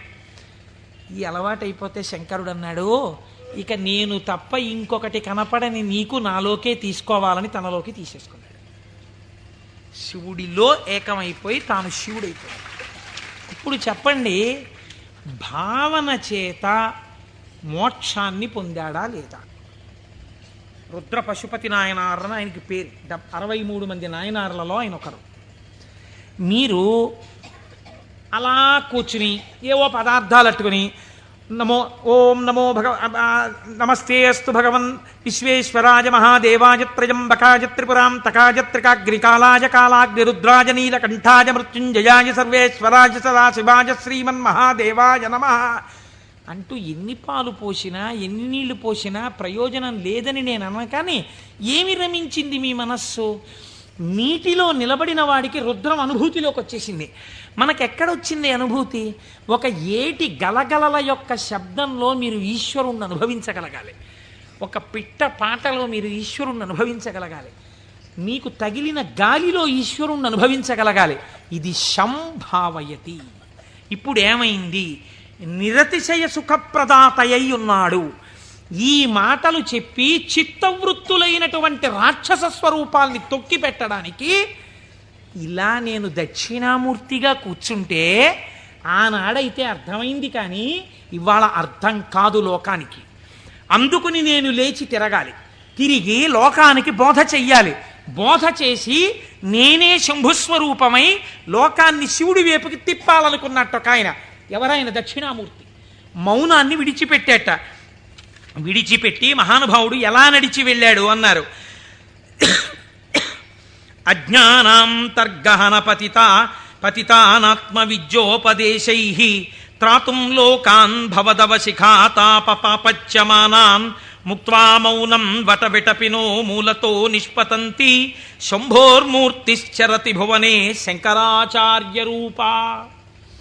ఆనాడు ఇలా కూర్చుంటే అర్థమైంది, కానీ ఇవాళ నేను వటవృక్షం కింద ఇలా మౌనంగా కూర్చుంటే ఎవ్వరికీ అర్థం కాదు. వీళ్ల చిత్తములలోనే ఉన్న రాక్షసులను తొక్కి పెట్టడానికి నేనే వెళ్ళి నలుచెరగులా నేనే తిరిగి నేనే నిలబడి వీళ్ళు ఏ స్థాయిలో ఉన్నా వాళ్ళని ఉద్ధరించడానికి కావలసిన స్తోత్రముల దగ్గర నుంచి భాష్యముల వరకు ఇద్దామని ఆ దక్షిణామూర్తి మౌనమును విడనాడి ఈ భూమండలము మీద శంకరాచార్య రూపముగా తిరిగారట. ఆయనే ప్రథమ గురువై జగద్గురువై మహానుభావుడయ్యాడు. శివానందలహరి, సౌందర్యలహరి, బ్రహ్మసూత్ర భాష్యం దగ్గర నుంచి ప్రస్థానత్రయ భాష్యాల వరకు ఇచ్చారు. ఇహమునందు ఐశ్వర్యము కావాలంటే కనకధార వరకు ఇచ్చారు. అటువంటి శంకరాచార్యుల వారి దగ్గర ప్రారంభమైన గురు పరంపర నేటి మా గురువుల వరకు కొనసాగుచునే ఉన్నది. ఆ గురువాక్య శ్రవణమే నా లోపలనున్న రాక్షసులను తొక్కి పెట్టగలిగినటువంటి శక్తి స్వరూపము. ఆ గురువు మాట నేను విన్నానా అంతే. ఆ చిత్తవృత్తులు నన్నేం చేయలేవు, ఆ రాక్షసులు నన్నేం చెయ్యలేరు.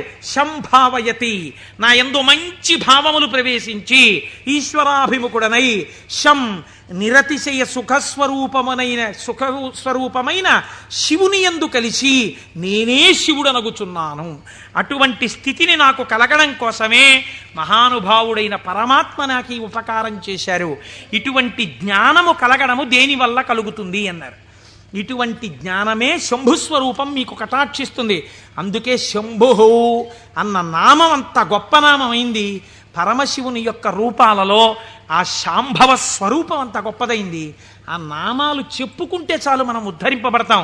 అందుకే కదా ప్రతిరోజు ప్రదోష వేళ చెప్పుకుంటున్నాం. ఈ చెప్పుకున్న ఫలితం ఏమిటో మనకు ఒక రోజున తెలుస్తుంది. తెలిసిన రోజున అయ్యా మనం ఎంత అదృష్టవంతులను, ఆ రోజున నామని చెప్పుకున్నాం అనుకుంటాం. మనకి పెద్దలు ఒక మాట చెప్తారు, శరీరమునందు ఆరోగ్యం లుప్తమవుతోంది అనుకోండి, ఆరోగ్యము మళ్ళీ పొందికగా కుదరాలంటే ఒక్కరి వలన మాత్రమే కుదురుతుంది.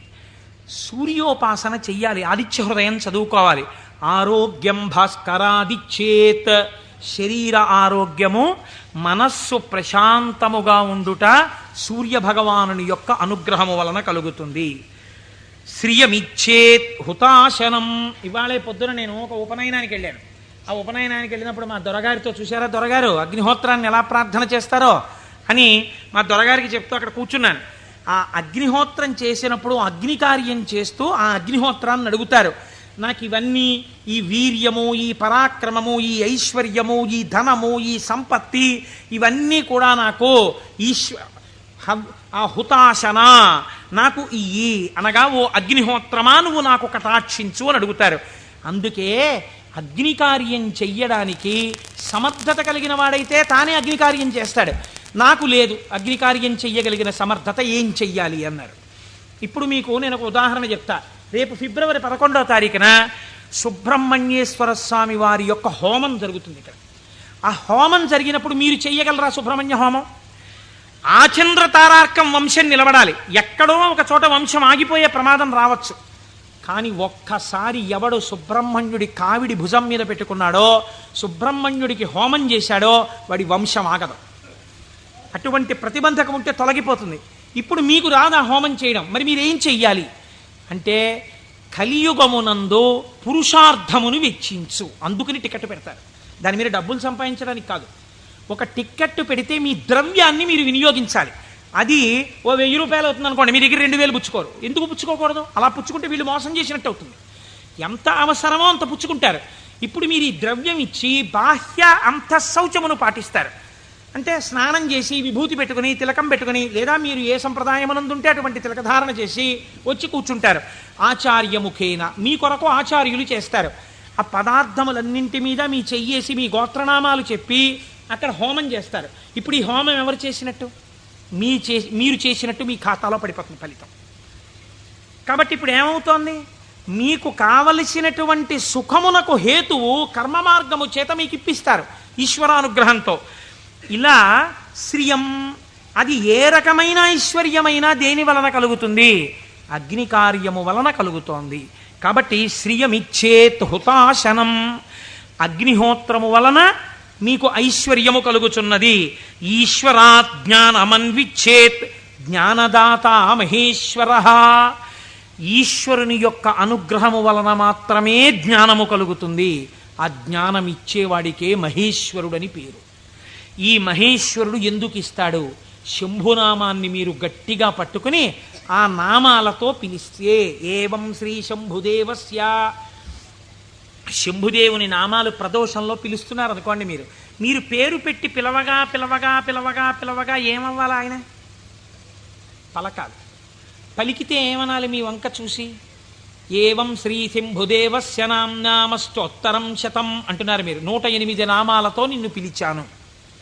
ఆయనకు ఓసారి చూసి, సరే పిలిచావు, నేను శంభుదేవుణ్ణి కాబట్టి ఏం చెయ్యాలి? నీ భావాలు మార్చి నిన్ను ఈశ్వరుడి వైపుకి తిప్పాలి. నీకు సత్ప్రవర్తన కల్పించాలి. నేను నిన్ను చక్కటి వాడిగా రూపుదిద్దేటట్టుగా చెయ్యాలి. నన్ను నువ్వు పిలిచినందుకు నేను నీకు చెయ్యగలిగింది అదే. కాబట్టి ఇప్పుడు ఆయన మీకు ఏం చేస్తాడు? ఇదే చేస్తాడు. మీరు ఆయన విసుక్కున్నా సరేనండి. లోకంలో ఒక నానుడు ఉంది, మీరు చూడండి. అమ్మా అమ్మా అమ్మా అన్నారు అనుకోండి, అమ్మ అంటుంది. ఆవిడ ఏదో పోపు వేయించుకుంటూ ఉంటుంది. అంటుంది. అమ్మా అమ్మా, బా ఏమిటి అమ్మా అమ్మా అమ్మా చెప్పు ఏమిటో. అమ్మ నిన్ననే కాలేజీకి వెళ్ళానా అని మొదలు పెడతాను. నువ్వు ముందు తెవులు చెప్దు కానీ విలే, కాలేజ్ టైం అయిపోతుంది అవతల అని పోపెడతా. అది చిన్న బుచ్చుని అంటుంది పిల్ల. అంటే ఈ పోపెట్టేసి దగ్గరికి వచ్చి రా జడేస్తాను. ఇప్పుడు చెప్పు ఏమిటి చెప్తాను అనుకున్నావు? వినకూడదనుకున్నది అనేటప్పటికీ లొంగిపోయి, ఫోన్లే పాపం వింటే మాత్రం ఏమవుతుందని జడవేయుట అనేటటువంటి ఉపచారం చేస్తూ మరీ వింది అమ్మ. ఎందుకు వింది? 4 మాటలు అమ్మ అమ్మ అమ్మ అన్నందుకు వింది. ఎలా వింది? మీకు ఉపచారం కూడా చేస్తూ వింది. అలా మీరు రోజు ప్రదోషంలో ఏవం శ్రీ శంభుదేవస్య ని శివ శివ శివ శివ అంటే ఆయన ఏం చేస్తాడు? ఓసారో 2 సార్లు అనొచ్చు, 3వ మాట ఏమంటాడు? ఓ సర్లే ఇంక నిన్ను చక్కగా తీర్చిదిద్దుతాను, సరేనా, అందరూ పొంగిపోయేటట్టుగా నీ ప్రవర్తన మారుస్తానంటాడు. ఇలా రావడానికి 10 మాటలు ఆయన విసుక్కున్నా మనం పిలవాలి. ఆయన అలా విసుక్కునేవాడు కాడు. కాబట్టి మనం రోజు చెయ్యగలిగిందేట నామం చెప్పడమే. ఈ నామము చేత మీరు శంభుని యొక్క అనుగ్రహాన్ని పొందాలి. ఇది శం, ఈ లోకంలో సుఖం దగ్గర నుంచి నిరతిశయ సుఖం వరకు, ఊర్ధ్వలోక సుఖం వరకు ఎంత సుఖం ఉందని మీరు అనుకుంటున్నారో అన్ని సుఖాల్ని మీకు ఇవ్వడం. దీన్నే కామకోటి అని పిలుస్తారు. కామకోటి అంటే కంచి కామకోటి పీఠం అంటారు. కామకోటి అంటే ఇక్కడ కోరికలు ఇవ్వడంతో మొదలుపెట్టి కోరికలు లేకుండా చేయడం వరకు తీసుకెళ్ళి ఆ తర్వాత పుణ్యం ఇచ్చి పుణ్యము వలన ఊర్ధ్వలోక ప్రాప్తి వరకు ఇచ్చి తర్వాత మళ్ళీ తిరిగి రానవసరము లేనటువంటి పునరావృత్తి రహిత శాశ్వత శివ సాయుధ్య స్థితి అనబడేటటువంటి మోక్ష స్థితి వరకు ఇయ్యగలిగినటువంటి అంచులన్నీ ఆవిడ చేత పరిపాలింపబడుతున్నాయి. ఆవిడ అవనిక ఎత్తి ఈ కామకోటిలో నిలబెడుతుంది. ఈ కోటిలో ఏ మెట్టు మీద నువ్వు నిలబడతావో దానికి తగినట్టుగా నిన్ను నిలబెట్టడానికి ఈ నామాలు, ఆ ఈశ్వరానుగ్రహము నిన్ను రక్షిస్తున్నాయి. నీకు రుద్రపశుపతి నాయనారు వృత్తాంతం ఒక్కటి ఉదాహరణగా సరిపోలేదా? రమించిన హృదయం అటువంటి భావం ఒక్కటి కలగగానే రమించిపోయిందంతే. ప్రమాదం అంతా ఎక్కడొస్తుందో తెలుసా అండి? మీరు చూడండి, మనం లోకంలో ఒక పెద్ద పొరపాటు చేస్తుంటాం. మనస్సు యందు దోషం ఉండదు. మనస్సు ఏ స్థానాన్నైనా వెతకడం దానికి అలవాటు. మీ మనస్సు ఒక స్థానాన్ని అడుగుతుంది. అది ఏమండి, సాయంకాలం 6:30కి వెళ్ళి కాసేపు మనం కూడా నామం చెప్పుకుంటే బాగుంది. లేదు, కొన్నాళ్ళకి పురాణం అయిపోతుంది. సాయంకాలం 6:30కి వెళ్ళి శివాలయం అరుగు మీద కూర్చుని అలా గుడి యొక్క ధ్వజస్తంభం దగ్గర గంటలు చిరుగంటలు మోగుతుంటే, పక్షులన్నీ గోళ్ళకి చేరిపోతుంటే, శివాలయంలో ఉన్నటువంటి ప్రధాన అర్చకుడి దగ్గర శిష్యులు పాఠం నేర్చుకుంటుంటే, ఆయన ఒక్క మాట చెప్తే వీళ్ళు 3 మాటలు చెప్తుంటే, గుళ్ళోకి వచ్చిన వాళ్ళు గంట కొడుతుంటే అవి వింటూ ఒక 20 నిమిషాలు కూర్చుంటే ఎంత ప్రశాంతంగా ఉంటుందో అంది మనస్సు. అంటే మీ మనస్సు ఒక స్థానాన్ని అడిగిందా లేదా? కానీ దాని గొంతు మీరు ఎక్కడ నొక్కుతారో తెలుసా అండి?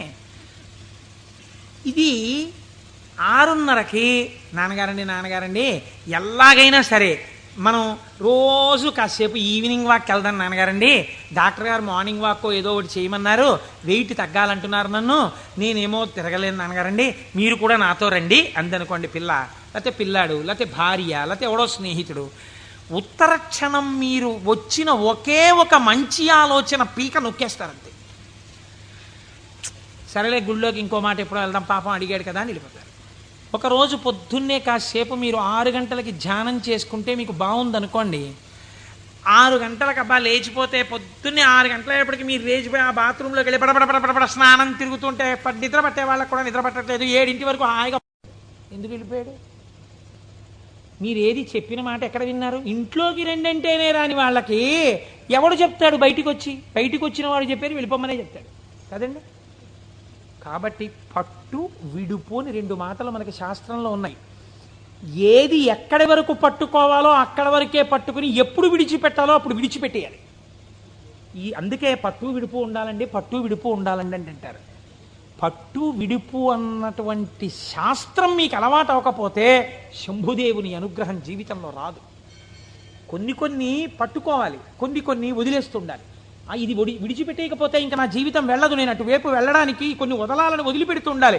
అందుకే ప్రయత్నపూర్వకంగా రాజ్యం కూడా విడిచిపెట్టి వానప్రస్థానికి వెళ్ళారు. ఈ పట్టు విడుపు అంటే అక్కడ నేర్చుకోవడానికి ఇక్కడ కూడా నేర్చుకో. ఇక్కడే రాంది అక్కడే వస్తుంది నీకు, నేను ఏమి విడిచిపెడతావు?